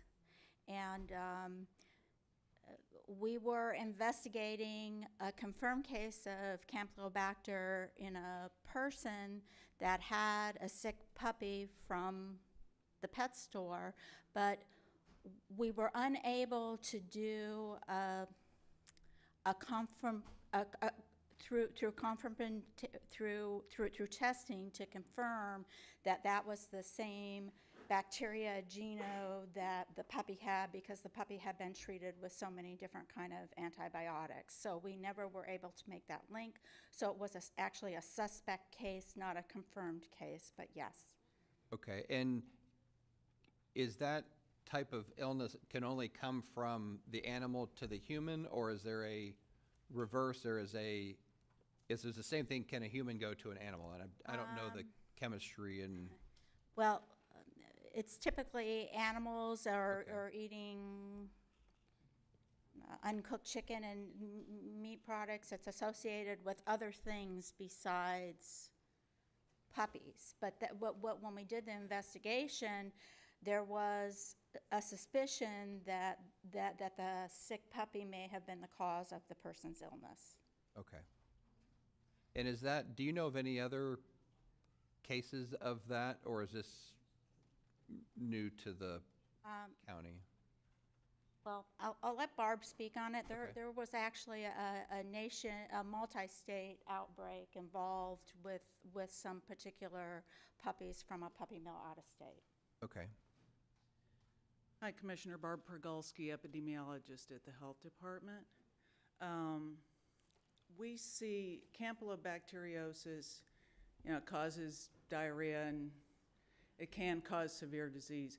But we see, it's pretty common, we see about 40 to 50 cases in Indian River County every year.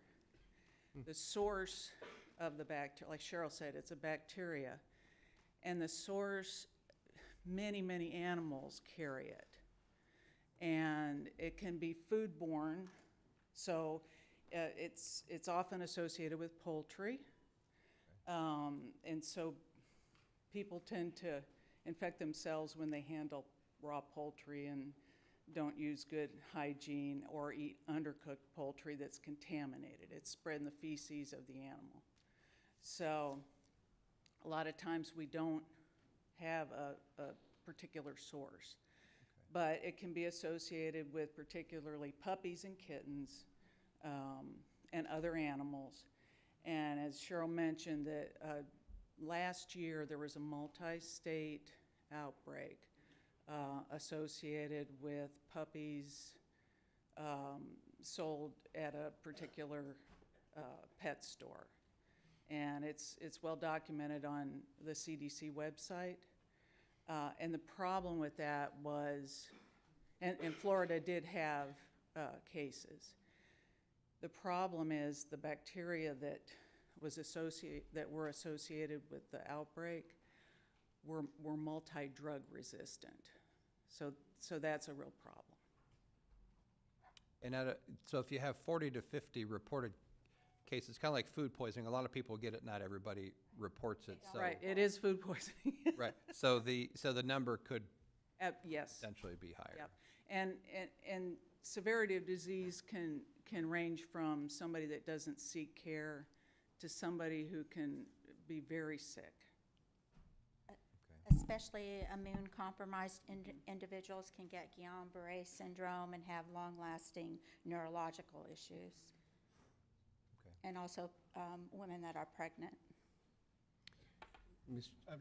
Commissioner Adams, and I'll get. Yeah, I'm good. And thank both of you for coming over so quickly for the request. Thank you. And I'm good with my questions for now. So just a follow-up question. You indicated this was a suspected case, not a confirmed case. So you just sent the letter. If it was a confirmed case, can you walk me through the process of what you would do at that point? Well, so the case was, the human case was actually a probable case. And they have different ways of diagnosing it. It's a bacteria, so you can culture it. It's hard to culture. And there's an antigen test where it detects the DNA of the bacteria in the stool. And honestly, most places use that because it's quick and easy. And then you can, if you have a bacterial isolate, then you can compare it with other isolates and see if their fingerprints match. So we didn't have an isolate on either the animal or the human case to match to see if the fingerprinting matched. Assuming that you did, and whether it came from a puppy or chicken or something like that, and you could link a certain location with this particular illness, what do you guys as the health department do at that point? Do you refer it to somebody else for some type of regulatory oversight? Do y'all step in yourselves? Or, I'm just curious. Well, there's not really regulatory oversight. So what we try to do as part of an epidemiological investigation, or if there were an outbreak, then we would have more authority. So if it affected more than one person.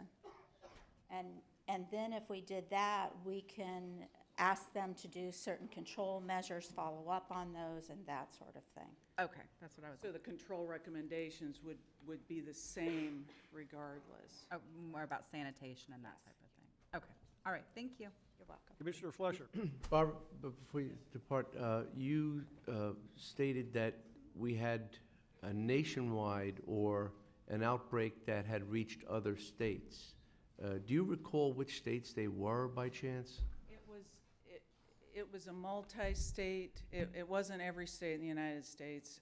It was associated with the pet store chain called Petland. Florida was one of the states, and I think there were like 17 states involved, but I couldn't recite them to you.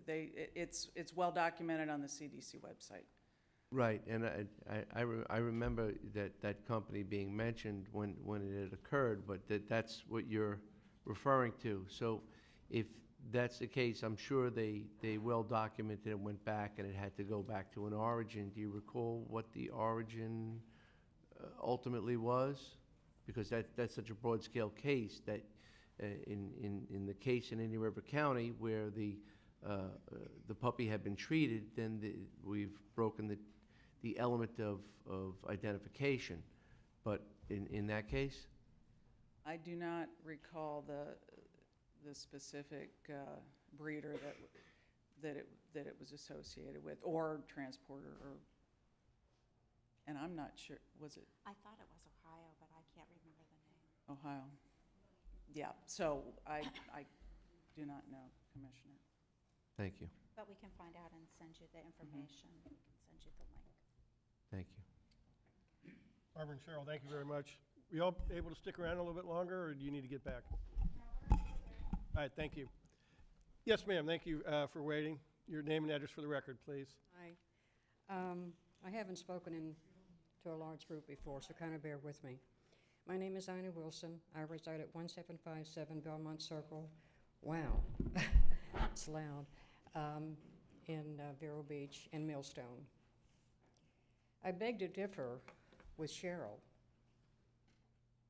because I have a copy, my daughter has a copy, and Michelle has a copy that my daughter and my dog that I purchased on the 20th of August at his pet store has Campylobacteria. My daughter's been sick for a month, almost 6 weeks, and she tested positive from the health department. I had to go to an outside vet, and then he also had Giardia. I went back to the pet store. At that time, there was not a full-time vet. Debbie was there only at 11 o'clock on Friday for like an hour or so, and it was first come, first serve. And I took down stool samples, and she mixed it with some kind of liquid or water in a tiny tube for 20 minutes. And she came up with parasites and worms. Not knowing about a pet store, I've had 3 poodles from breeders. This was my misfortune. They would not give my money back to me. I asked them where the dog came from. I was told by John, the manager, that he didn't know. Breeders were not mentioned. Brokers were not mentioned. He just didn't know. I went back the next Friday because I had him tested again. The dog had diarrhea whenever I picked the dog up. Before I got in the house, when I got home that day at 12:05, I already had the leash, and I let the dog go outside, and he's had diarrhea up until about 10 days ago. I had to go to an outside vet, pay them, because Debbie did not know what she was talking about. Those dogs aren't tested. They're not taken care of. The place is dirty. They're incompetent people. And it's a shame what's going on. And the profit they're making and how they're making it is despicable. Not to mention how the animals are treated.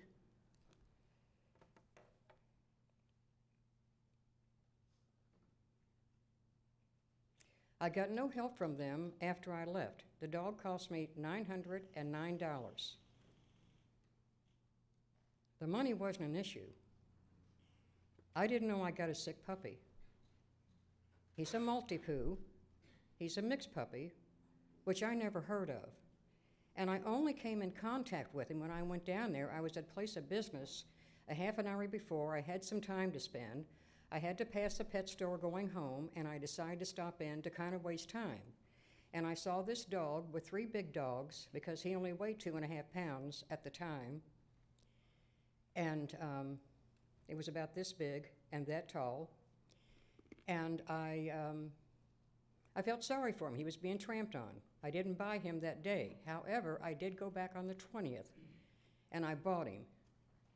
And in my mind, after I think about it, after all these months, after all these weeks of aggravation, and what my daughter's gone through, she was on television here, Christine Parent, that was her. And she kept the dog 2 nights for me because I had some problems, and she said, "Mom, I'll take care of the dog," and that's how she got the Campo. I'm looking, and so is she, up right now to $18,000 in bills that she can't pay from Lawnwood Hospital and from Indian River because of what they've done. And I'm not finished with them yet. It's wrong what they're doing. They don't get those dogs from breeders. I went to have the dog clipped because he was kind of mangy. He was not taken care of. And the place that I took him to, the first thing, I don't know these people, the first thing they asked me was, where did I get him? And I said, Pets Around the World. Well, do you know where he came from? You know where they get their dogs? At Pepe Mills, especially in Missouri. When I went back, you know, the second Friday, Debbie had given me some medicine that was free.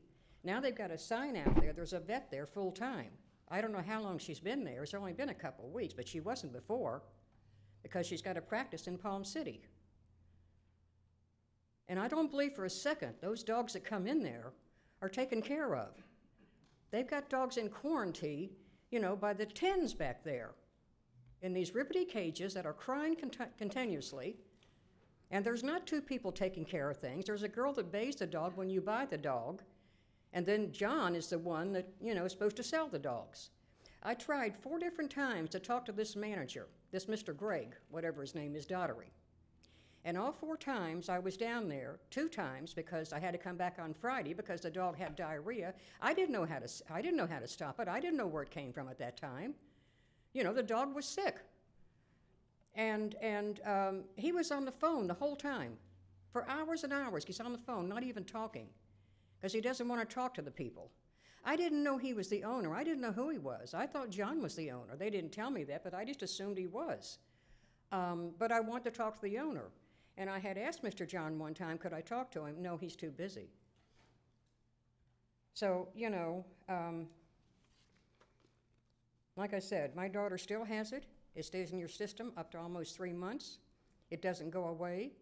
It transfers to humans, it transfers to other dogs, it can transfer to anybody, and it stays with you. I had diarrhea for 3 weeks, a couple days a week, and I got through it. But my daughter was sick as a dog. She drove herself twice to the hospital. I took her once to the hospital, and the ambulance took her the last time. They don't keep you in the hospital for diarrhea in Florida. So he's making a good profit, and I'm really disappointed that the health department would say, especially Cheryl, that you have no proof. Ma'am, just please direct your comments to the board, okay? And I do have the proof. I appreciate your time. Thank you very much. Folks, please. Please, folks. Yes, ma'am?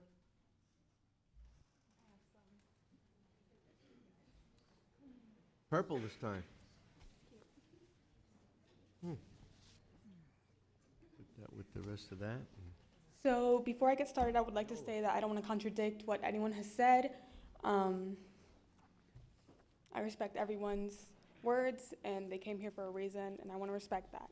So, good afternoon, Commissioners. My name is Crystal Gutierrez. My address is 13705 Northdale Mabry, and I am here today to oppose any legislation that will ban the sale of dogs and cats from breeders at pet stores. Local businesses are being targeted by ordinances like the one proposed under the guise that there is a public health concern. Specifically, I'm referring to the CDC report on the mild Campylobacter outbreak in the U.S. that has been linked to puppies sold at pet stores. Campylobacter is one of 4 of the most common bacteria that is usually found as part of foodborne illnesses or contaminated water. It causes an estimated 1.3 million illnesses each year in the United States alone. Even for the strain that was found linked to puppies in pet stores, the course of treatment is usually fluids and rest at home. In total, according to the most recent information on the CDC website from 2016 and 2018, may I remind you that is 2 entire years, there was a total of only 113 cases of Campylobacter linked to pet store puppies. To clarify, that is roughly 0.0043% of cases in that time period. Similarly to other outbreaks, such as the E. coli outbreak in popular food chains, it requires an investigation and recommendations on how to prevent the spread of illnesses from reoccurring. Until now, I am not aware of any movements to close legal businesses due to those outbreaks. More regulation, training, and oversight, yes, but it would be a complete overreach to suggest that this is a reason to prevent a local business from operating. I have provided you with an article done by News 6 in reference to the mild Campylobacter outbreak. Not only have pet stores taken Jackson, lead epidemiologist at the Department of Health, suggestions to protect their customers, but Hayda Rodriguez, a surveillance specialist, said, "We see the changes in the store, we see the changes in our numbers, so it worked." That is a message needing to be conveyed following the unfortunate circumstance. Pet stores are not asking for this issue to be swept under the rug. They are simply asking for a solution such as hand sanitation stations throughout any pet store, animal shelter, boarding kennel, etc., or signage stating that hand washing is highly recommended before and after handling live animals. These types of changes already being implemented in pet stores are a way to ensure public health and safety while not taking away a local business owner's livelihood. Thank you for your consideration. Thank you. Any questions, Commissioners? Commissioner Fletcher? Thank you for your presentation. What do you customarily do? Well, I work If at... you don't mind me asking. No, it's no problem. I work at a pet store in Dale Mabry. It's called All About Puppies. I'm one of the cleaners in the morning to make sure all the puppies are fed and clean and happy. And then sometimes I'll be doing petitions so that people who support getting regulations set are having their voice. Okay, I think I got one from you too. Thank you. No problem. You sent it to us. Thank you. Thank you. Yes, ma'am. Welcome. Your name and address, please. Mary Ann Krieger, 121 Miller Drive, Sebastian, Florida. I've been involved in this issue for like about 45 years. I helped to start a humane society up in the frozen tundra, and I have been involved in passing a lot of rules regarding the environment and animals. And I have paid a few visits to this place, and they are so not telling the truth. I've been in there, and I have behaved myself, and I just stand and watch, and so much so that the owner told me recently that I wasn't welcome there anymore. So I take that as a compliment. And I want to thank you so much for taking up this issue. It is such a heartbreaking issue when you stand there and you see a German Shepherd puppy this tall in a 24 by 24 crate all day, every day, never gets out, never goes in the grass, never sees sunshine. I've been in there so many times that I haven't seen any food and water for most of the animals. Animals are so lethargic. And one time I saw 6 medium-sized dogs in one 6x6 container. And I don't see somebody attending them every minute. And even if I do, they're not handled very softly, let's put it that way. And you heard where they all come from.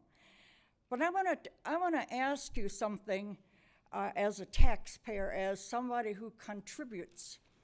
Did you know that this issue is costing the humane societies and your organization at least $5 million a year in this county, just for those issues? That's not counting the many thousands of dollars that people are paying in veterinary bills. Now, if it was properly regulated, as we tried to get 20 years ago, and I was told by Carolyn, well, we're not Palm Beach County. Well, I think that the fact that we have this kind of a thing in our county, we are a rich county, we are an informed county, and it is a black eye. We need good regulations across the whole board of the pet industry. You have big snakes even being sold in some of the other pet shops here. You don't have a whole overview of everything that's going on in this county with regarding to this issue. I predict that if you properly licensed all this kind of activity, and I think you should look at the whole licensing program, I really do, because nobody's vetted when they want a license. You can bring a circus in here, you can bring anything you want. Nobody's vetted. The Humane Society isn't consulted if they should come in here or not. And a proper organization, a proper city, if anything to do with animals at all wants to come in, it goes behind, in front of a board, and a hearing is held, and you have a chance to voice yourself before they even get the license. The licensing, I figure, would give us like about $500,000 a year for if you reviewed your whole licensing programs, which I think are not good. I think a lot of other industries would agree with me. Anyhow, when people like this, they come here, we're an enlightened, rich community, and they think, well, this is being sold here, I mean, must be okay, the county, the city must think it's okay, and so they go in unknowingly, and it's so sad what happens, and it's not right that you get by with it. Most of the alternative facts, those are all alternative facts. If you go and look into all major humane societies in the United States, they don't agree with anything they said. And here on the county level, there just isn't any. I would like to suggest that if you do decide to do a comprehensive animal ordinance, which you need so badly, which you don't have to go very far to find it, Palm Beach has a great one, that they be available, either sent out with the taxes or something, because if you educate the public about this issue, you get it half solved. So if we want to cut down on the cost, on the animal cost, the heartbreak cost, think about the $5 million that we know of that's being spent on this issue in a county with only 160,000 people on it. That's kind of like $1,000 a pet. But think about if we want so many bred in the first place. Let's empty out the animal shelters before we go into people breeding animals anymore. We don't have a right to breed animals, you know. We have we are supposed to be the overseer, and we're supposed to look at things, and any of us have ever had a pet. And I know, just from knowing all of you people, that your animal you would never keep your animal. You'd never give it to one of these places to sell for you and keep for you, you know. I have a member of my family who has a rescued dog that was kept at PetSmart for 4 years in a cage. You know, I have other members of my family that it's so heartbreaking. They bring a puppy home and it dies, you know, and it costs them thousands of dollars. So all in all, I think if you would take a brave step and do something about this issue, I think we could benefit tax-wise, which I know is number one importance to you. And I thank you again so much for doing this. Thank you. Any questions? Okay, thank you. Yes, ma'am. Name and address, please. My name is Daniela Coffey. I live at 13527 Little Park Drive. I first want to say thank you guys for trying to keep yourself as informed as possible from all sides. I know it's definitely not a black or white issue, so I just want to say thank you on that. So I just want to say those of us in the blue shirts are here to represent the Florida consumers affected by this ordinance. We have obtained over 5,000 signatures for the My Puppy, My Choice campaign. These customers want the choice to purchase their puppy of their choice from the place of their choice. As St. Petersburg journalist Phil Lamond so eloquently stated, no matter how you feel about government regulations, a better solution to this issue is for cities and counties to adopt local policies setting minimum standards for pet stores and breeders.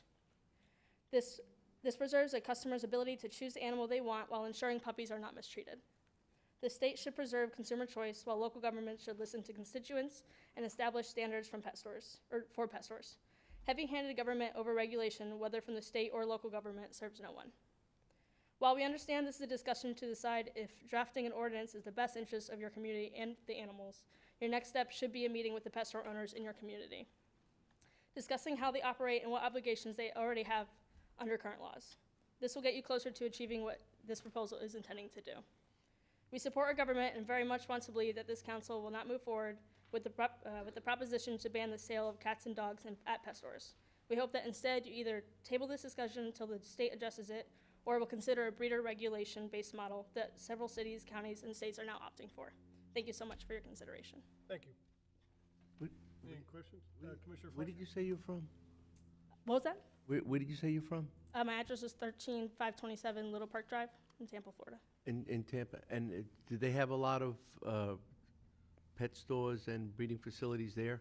I believe that there are Where you 3 come pet from? stores in the county. Excuse me? There are 3 pet stores in the county. And they have a regulation? Yes, sir. I believe it was passed out in one of the earlier speeches. You guys have a copy of it. Hillsborough County? Yes, sir. Regulation. Okay. It should be the first I got brightly the colored orange folder. book. I see another orange book coming. Okay. All right, thank you. You're welcome. Thank you, guys. Yes, ma'am. Welcome. First of all, thank you for your patience. My name is Julie DeBoer. I moved here a year ago, thought I was retiring. I was a county government employee, and now I'm back in county government. My address is 2395 55th Square here in Vero Beach. The first thing I'd like to do is thank you for your wonderful fairground staff. I was part of the group that worked on the Say No to the Circus regarding the cruelty to animals, and your fairground staff couldn't have been better to us, including Mr. Zito. So I want you to know that that was greatly appreciated, especially from someone who knows what it's like to be in the trenches. I would also encourage each one of you to go to Pets Across America and see, or Pets Around the World, excuse me, and see what it's like. My husband, who is a county sheriff, who has part of his job was to be in charge of the local animal shelter, who never grew up with pets but married a pet lover, went in there with me and was appalled. I was appalled. In a small kennel, there were 4 medium-sized dogs trying to play. The dogs looked tired, they looked lethargic. It was just disappointing. Now, Mr. Solari, I think you asked, because I do buy pedigree dogs. To the chagrin of my friends, I shop for a dog, okay? I have allergies, and I have a favorite breed, which is a Bistron Frise, and how I buy my pets, have bought them in the past, is I search for breeders, I check out the breeders, I check out the mom and the dog of the puppy. I actually go physically see where the puppy's been living, in what conditions, and how many dogs they have. I don't mind a reputable pet store. What you're finding is that most pet stores can't meet the quality that needs to be done. If the pet store actually went to the breeders' homes, they've testified 40 of them are out of state, and saw how the dogs were being bred, if they provided the customer with the mom's name, the dad's name, the kennel where the dog was bred, I could be for it. Then they can make a wise decision. Doing that, does that make it 100% that we're always going to have healthy, happy puppies? No. But it definitely removes the puppy mills. And you worry about it being or going behind the scenes selling. Puppy mills don't want to do that. They don't want you to see how they're taking care of these puppies. They don't want you anywhere near there. Where I came from, we had a puppy mill, and basically you couldn't get on the grounds. And another thing we found out about when we did the circus was that the USDA records have been wiped off the website. So yes, it's wonderful to say they're USDA inspected, but if you can't access the data, which we tried to do regarding the circus animals, it's worthless. I also worked in business. I don't want to shut a business down. I support local businesses in this town every day. They're my choice, the mom and pops. But they have to be reputable, and they have to sell a good product. If they filled out the forms as required, and we saw from Nicole's presentation they weren't done, and if they followed the law that the purchaser could take it to their own vet and have it checked out and taken care of, no disregard to the veterinarian who spoke, but anybody who's had dogs has a veterinarian they trust. If you're a dog owner, you don't just take your dog to any veterinarian. You've got one you know and trust. And the law says that you can do that. If they were complying with the laws, we'd be okay. The problem is they're not. And then there comes in the question of who's going to enforce it. And I can totally understand the lady who ended up with a sick daughter. If I walked in there, and I did walk in there and see a puppy that tugged at my heart, and we were ready to buy it to get it out of that environment. Those of us that love animals see those big puppy eyes, see the conditions they're in, and want to take them home. And my husband, who says, "One dog is enough, Julie," was ready to take that dog home. So again, I would ask that if we can't ban the sales, then at least make it reputable where they have to provide the information that people know where these puppies are coming from, and that we know they've been taken care of. And I encourage you to go out and take a look. I don't think you will like what you see as a business in our county. One last thing, where I came from, pet stores don't sell puppies anymore. They do rescues, just, they have places like Halo come in with their animals, try to do adoptions, but they found that the puppy business isn't really a moneymaker if you're doing it right. And you know what?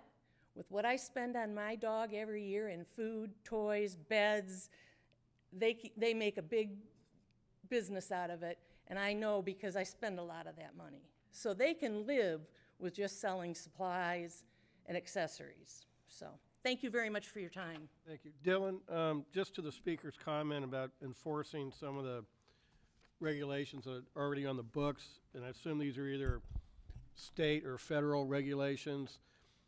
if we were to enforce that locally, would we have to do kind of like what we did with the pill mills, is to draft a local ordinance and wrap them under a county license, and therefore we could have code enforcement enforce those type of regulations? Yeah, that would sound like the process by which that would happen. You would essentially say that a violation of X state law is a violation of our local law, that or mimic the language, and then issue a citation based upon a violation of that specific local provision. Mr. Chairman, could you also take that in the chain of custody, if you will, from a dog from a puppy mill to a broker, to that kind of language could be also something that would be or could be included? And I didn't look at the Hillsborough ordinance too closely. It's just been presented to us, but I know in the Palm Beach County ordinance that was referenced, I think they have some similar regulations where essentially you've got to demonstrate certain things have happened, and if those things haven't happened, then that would be a violation of your code. There was another speaker over here. Did you still want to speak, or you're good? Okay, thank you. Yes, ma'am. Hi guys, my name is Jackie Patrone. I'm the director and founder of Halo Rescue. It's a no-kill nonprofit animal shelter in Sebastian with a branch in Vero Beach as well. I had a beautiful speech prepared, but I think I would like to just prove some points that can maybe be helpful and clarifying to you guys to make the best decision that you feel is right for our county. Being in rescue, I also have family members that are strong proponents of buying from breeders. They want that certain dog, they want that certain championship. It makes them feel good to have that rather than to go into a rescue and rescue a pet. I grew up in that world as well, and I'm not against it. But if you look at a breeder that does it correctly, they would never take their puppies that they've proudly bred and put champion lines together and throw them on a truck and ship them to a pet store. They're going to know every individual family who purchases their puppy. A lot of them now microchip these pets so that they don't end up in shelters. And they even require that you fix those pets so that they're not bred and their lineage is not watered down. That's a reputable breeder. Going into a pet store who's sourcing puppies from God knows where, none of their breeders are here saying, we stand behind them. We sold Foofy and Fluffy to them last week and they found them wonderful homes. The people that are here as proponents for them are not even from our county. They're from, all over where they go and they champion against the banning of puppies and kittens from pet stores. That's not what we need in this county. We're much better than that. There are places for our residents to go if we ban the selling of puppies and kittens from pet stores. And we are 100% stopping the source of the puppy mills. You should not have a puppy with mange, which I've gotten through Halo Rescue from this pet store operating in Brevard County. You should not have a puppy with parvo or hookworms or coccidia or any of these viruses unless they're coming from commercial breeding facilities. If you had 3 or 4 pets and you were a breeder because you love dachshunds and you think that they're wonderful and you want to propagate the line, you would not be sitting in your home with coccidia or hookworms or roundworms or things that are going to be contagious to you and your children. You would have healthy pets that were vetted, and those puppies would in turn be healthy puppies sold to the consumer through pet stores. You would not be bringing this disease, which is what's being brought out of pet stores. Yes, it's found in shelters. The larger the shelter, the more incidences there are because we're dealing in mass numbers. But that's why there are strict sanitary protocols for shelters. There are quarantine facilities that are separate from the actual building that the animals are being adopted through.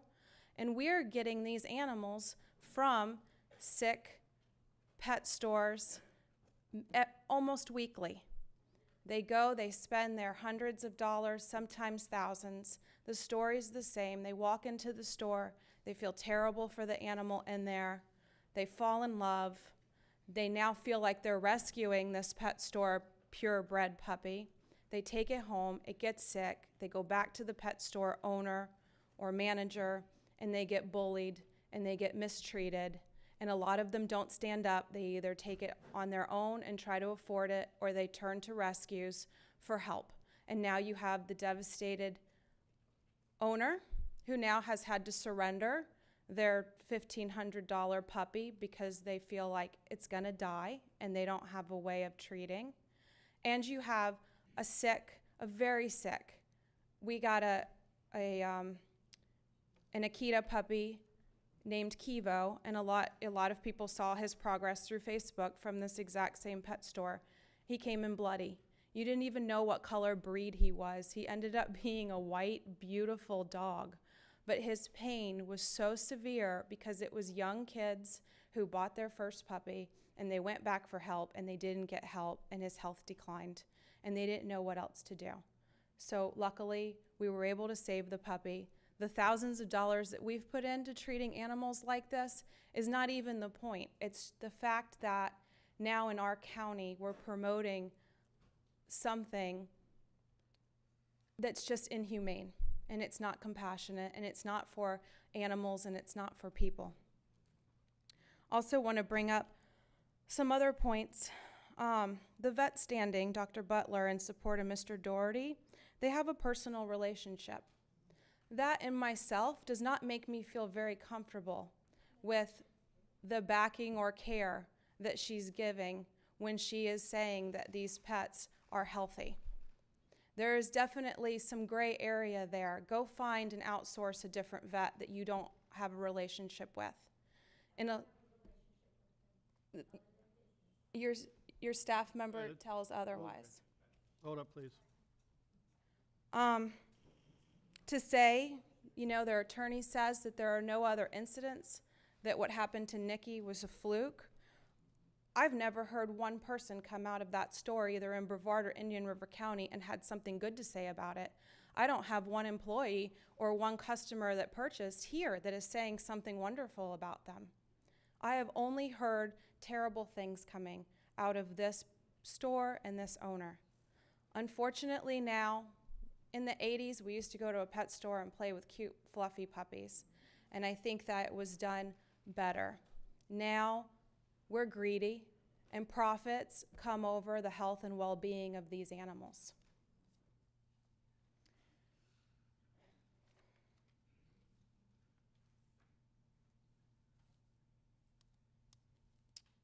When the vet also says that she's teaching staff how to properly care for these puppies. You can see in the video footage from their cams that they have in the store that a puppy has explosive diarrhea, is weak and lethargic while people are spending time thinking of whether they're going to purchase the puppy or not. And a staff member comes in and swipes diarrhea with a dirty mop around on the floor and walks out, leaving the puppy, leaving the people in the same box with the smear that you can still see on the floor. Nobody comes back with disinfectant. This isn't a proper level of care. That animal's sick. It should not be for sale. You're not disinfecting correctly at this store. There are just so many things wrong, and I hope, and I know that you've heard it from multiple different ways, but I just really hope that you see that this is not something needed in our county to promote, and we're better than that. And I hope you agree with this ordinance. And I would love to step foot in any pet store and bring animals for adoption like we do through Petco and PetSmart and Pet Supermarket, and the mall even has us now, and promote adoption. And I'd also love to put forums up. You can go to petfinder.com. You can open up a fancy magazine. You can go to the back of the classifieds in the paper, and you can find local breeders to get your puppy from if you want it to be a purebred and you want to be specific and not as a rescue. And I'd be happy to help in any way our community with that, instead of just we're banning puppies and kittens and you have to get through a shelter. I don't agree with that, but I feel like we can certainly set up better ways. Thank you so much for your time. Thank you. Commissioner Zork? Yes, one question, right? at the end, you had mentioned something about if somebody wants to get a specific type of breed, that's available out there. So that would be through the internet or Craigslist, or Yeah, how would they? You can go to Google, you can get a newspaper, and on the back in the classifieds, people that are local home breeders will list when they have puppies for sale. And some of the better dog magazines that you can pick up, on the shelf in the back are good breeders. I've traveled on the plane with my mom when she's gone as a child to pick up that champion German Shepherd. And we've gone and we've visited these reputable breeders, and we sign that paperwork that we're not breeding, and that if it doesn't work out, that they go back to the breeder. They don't end up in shelters. So I've also lived that life as well, and it's very doable. Going to a pet store is just an easy way around promoting profits over well-being. What? I don't have any pets, so I can help you with that. My kids After would like lunch. I think she's heard that statement before. She's ready for you. Not everybody has that kind of, I don't want to use the word luxury, but to really go that in depth to go physically investigate. But I'm still struggling between what is a puppy mill. Is that 20 or more? And a home breeder is 10 or less, or 5 or more, or some? I would say when you walk into a home, okay, and if it does not look like a typical family home with 4 or 5 or 6 pets, and you're, doing breeding where it's once a year, not every heat, you can tell the difference when you go into a commercial breeding facility, which is what these puppy mills are. And I'm sure they're all set up differently. They've got the horrible ones with the stacked cages and the feces and everything. And then I'm sure they have ones that, they're on the floor and they can walk in and out. And, I don't know. I wouldn't still call that a quality of life, but it's probably not as terrifying as some of the photos that we see. But it's still done as commercial breeding. And through commercial breeding is going to be neglect. There's going to be disease because you're dealing with a large volume of animals. Okay. All right, thank you. Okay. Thank you. Thank you. Folks, please try to keep it neutral. My name is Ted Pankowitz. I'm director of the Love of Paws. We're a large and local nonprofit organization that represents and helps senior citizens in pet care. We also operate a large Paws Meals on Wheels program for residents here in Indian River County. I fully support the ban or a new ordinance that we passed by the commissioners here that will stop this suffering that is continually going on by the puppies being brought into our county. If you noticed, everybody that spoke on this side, and let me back up. I live at 801 Bailey Drive, Sebastian, Florida. I'm a proud Indian River County resident. My entire family lives here in Indian River County. Everybody on this side were residents of Indian River County. I would say 90% of the people here supporting the county commission to do something to make this better are Indian River County residents. The opposition, you notice none of them gave their city address as they spoke when they gave their location. This is an ordinance that has to be passed. We'll leave it up to the county to pass one that is going to suit everybody, but it is needed. You have to stop the suffering. Please join the growing tide of here in Florida and around the United States to stop the ban of sale of puppies coming from these puppy mills. They are very obvious on where they come from. Commissioner Zork has mentioned about how do you tell the difference. I spent 30 years as a first responder, 25 years in a canine unit in law enforcement. I was involved in a number of situations with puppy mills when, as Jackie from Halo said, you walk into a home and you see stacked cages, or you walked into a home where there's a mom and a dad, or a mom with the children and they have one dog that had puppies maybe once a year, every once in a while. There is a huge difference, and it's very obvious. I think one of the glaring things in what we've heard here today was when Nicole mentioned about on the paperwork, the name of the breeder, which is supposed to be on the paperwork, and the opposition, which does not have the name of the breeder, but just a broker.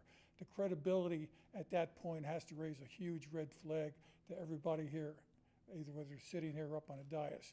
Credibility by, I think everybody, what you've heard here is something that is the strongest part for all of us to understand where we are coming from and where the opposition is coming from, and what they want to do. Our board of directors, our advisory board, and our members of the Love of Paws strongly supports you doing something to correct this problem we have here in our county. Thank you. Thank you. Mr. Chairman? Commissioner Zorc. Ted, I have two questions for you. But first, a big thank you for all the great work you guys, you and your family, and all the volunteers put on for the pet owners in the county that need help with their dog food. Do you have any idea of why certain states become kind of the hub of activity for puppy mills? Is it because that state is a lack Regulations. Lack of regulations in that state? Pennsylvania, the Amish country in Pennsylvania, and also in USDA inspections lack any type of enforcement whatsoever. Missouri, which was mentioned here before, is one of the biggest puppy mill states in the country, and it's due to lack of enforcement. Okay. Do you know of any other counties in the state that have other model ordinances? I see Hillsborough has something, but I didn't know if you've heard in discussion. West Palm Beach is one of the better ordinances also. Palm Beach? That's correct. Okay. Also, and I think we all got some of these similar emails that it's not just dogs and cats. Somebody said, don't forget the birds, don't forget the guinea pigs, don't forget the iguanas, don't forget I don't know how long the list gets or where the problems are, but those were issues that were brought up by other folks to bring up during our discussion today. So I don't know if there's a catch-all ordinance, that there's a mill for every one of these types of pet species. I think Jackie said it best when she mentioned about retail organizations that follow the rules and regulations that we have no problem in what they do. It's the ones that do not. And I think no pet shop can exist today with selling strictly to puppies as they do right now. We need a better law here in the county. We have to follow the lead of, I think, 67 counties here in Florida have laws that have been passed. We have to join that growing list and be one of them to join, to stop this. Well, great. Thank you very much, Ted. Good afternoon. Welcome. Hi, my name is Cindy Wold. I live at 635 14th Avenue here in Vero Beach. I'm a trainer and a behavioral specialist. So I'm here to speak for the puppies and their humans. There are critical developmental stages, as with children, as with puppies. Weeks 7 to 12, and this is per the UC Davis Department of Development, and weeks 7 to 12 is a human socialization period where they're learning, they're starting to get away from their animals, their litter mates, as well as their moms. And the puppies are learning socialization with people, they're learning trust, they're learning bond.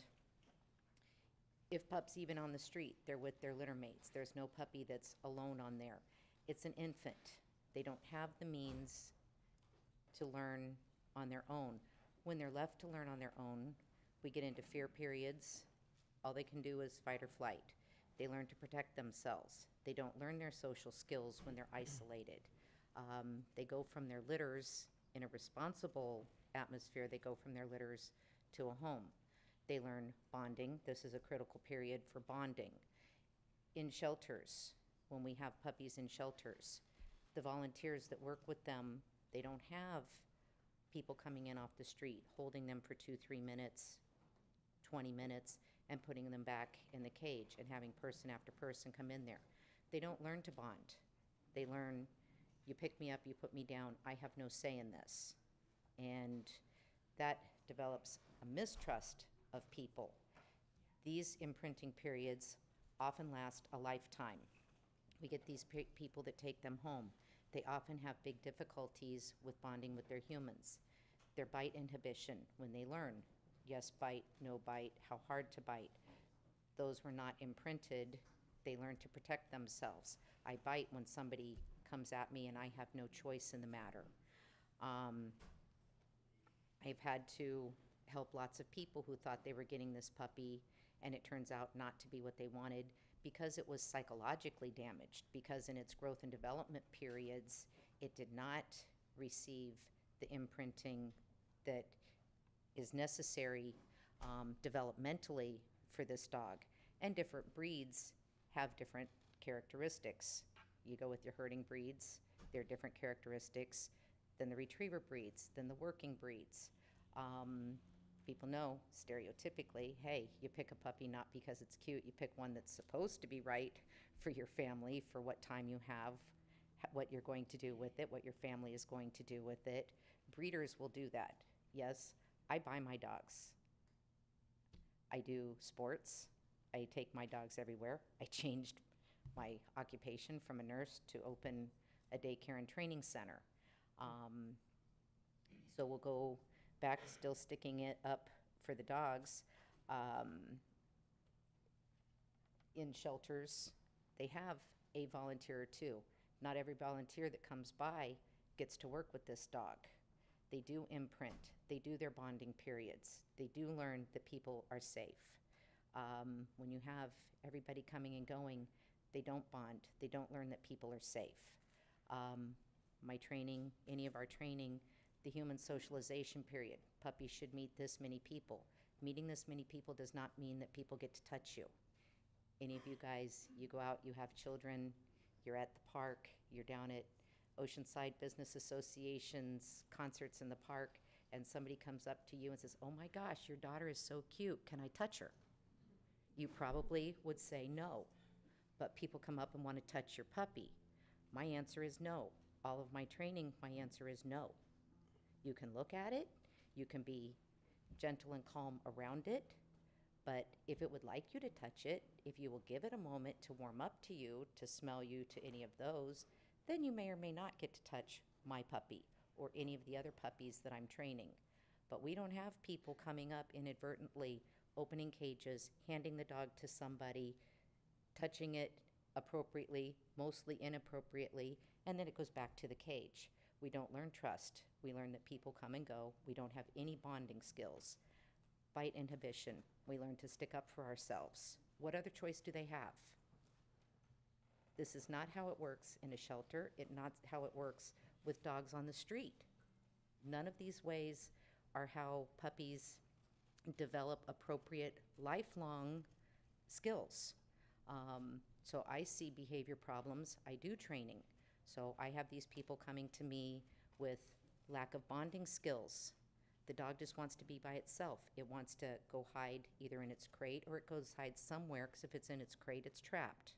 So it's going to go hide somewhere else, and it's going to skirt even these loving people that bought this dog. We have problems with biting. We have problems with aggression. I don't have anybody that comes to me and said, my dog's a gem. He's perfect. He sleeps in his crate. Potty training. We learn this feeling in my body. They don't know this feeling in my body. What is it? Oh, it's I have to pee. We go somewhere to do that. Potty training with puppies. We teach them this is where the toilet is. This is where that's appropriate to be done. Puppies in pet stores, you got your cage. So you got these feelings. What do you do with it? Well, you have to pee in your room. They have no choice. Puppies don't do that at the shelter. They have big runs. They go to a completely separate area. You go to these shelters, you don't see poop in the whole place. You see poop where they choose to go off in an area and poop.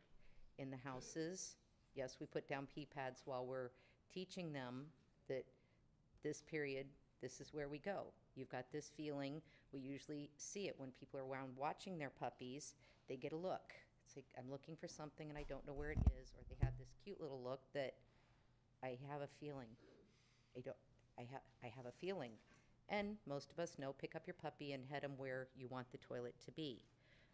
So these puppies are completely lacking in their developmental stages. They're lacking any constructive or appropriate supervision of these appropriate developmental stages that will last a lifetime in these. And my experiences with any of the breeders that I've used, yes, I have researched my breeders. all breeds have genetic problems. Most of these genetic problems, there are tests for it, be it hip dysplasia, be it progressive retinal atrophy, be it exercise-induced collapse. All of these problems have tests for them. Responsible breeders have spent thousands of dollars testing their dogs. If they find a puppy, if they find anybody in their breeding that comes up positive with one of these, the dog is taken out of their lines. They're trying to perpetuate a healthier and healthier breed. I've been interviewed more than I interviewed my breeder to get my dogs, and I consider myself quite responsible. But that's not the way it's done when people are indiscriminately, they're not educated as to what kind of puppy, is this appropriate for your house, is this appropriate for you?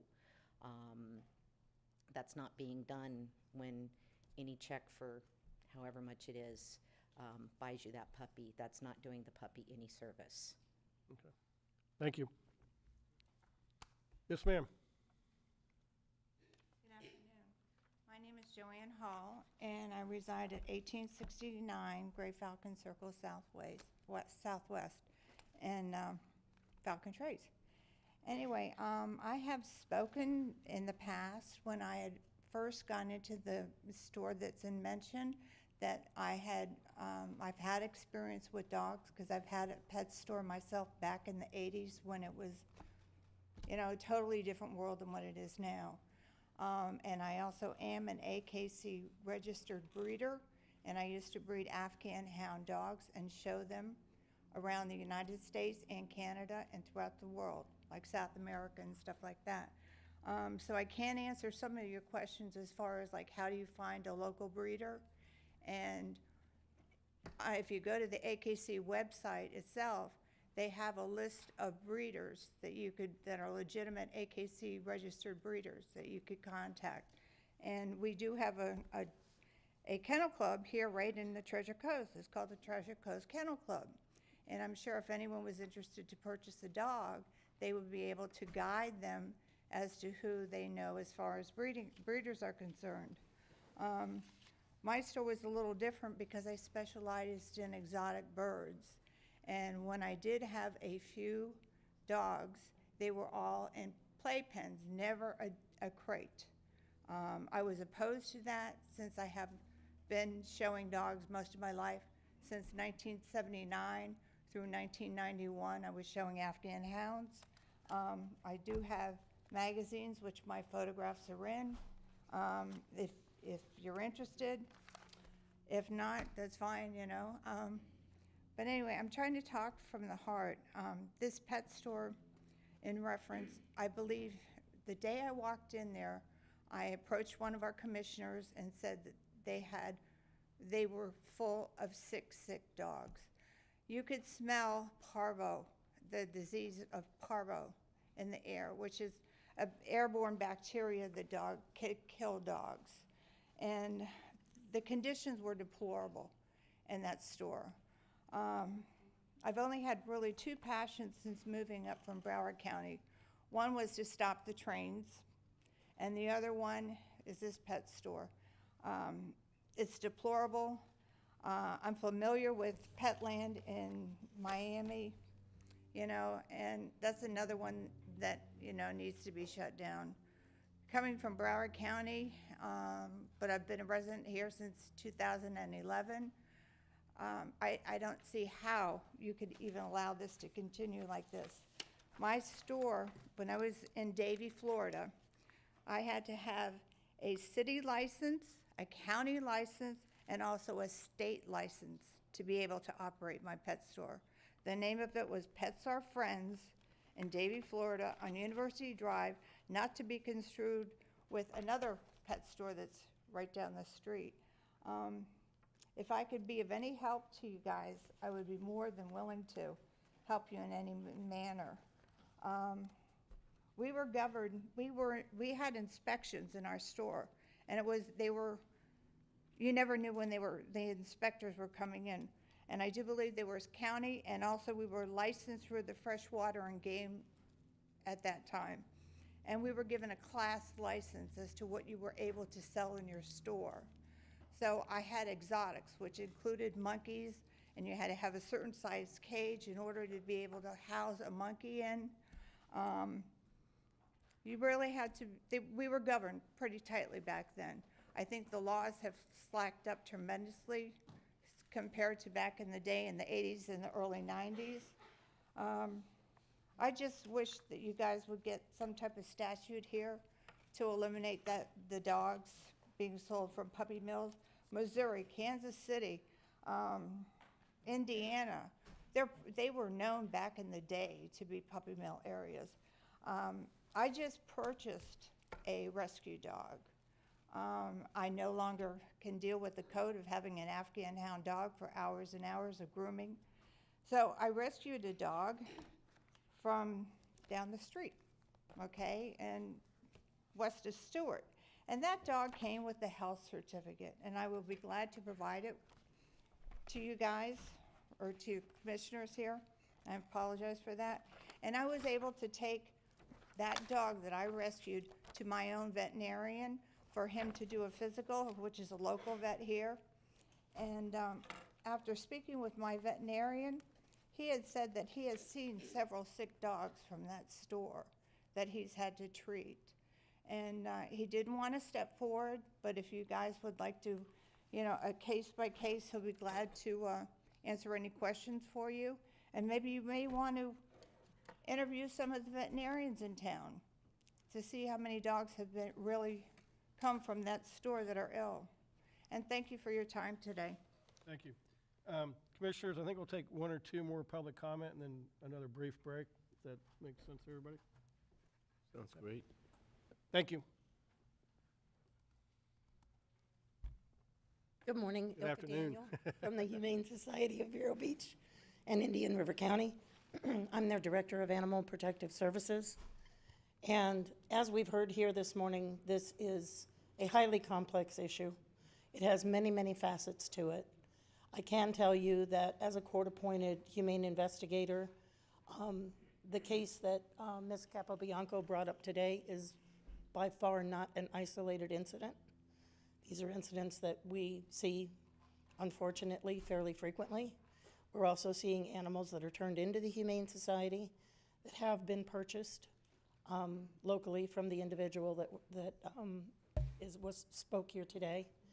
And people can't afford their care. They can't afford their vet bills. They have the heartbreak of having to separate from what they thought was going to be a family member.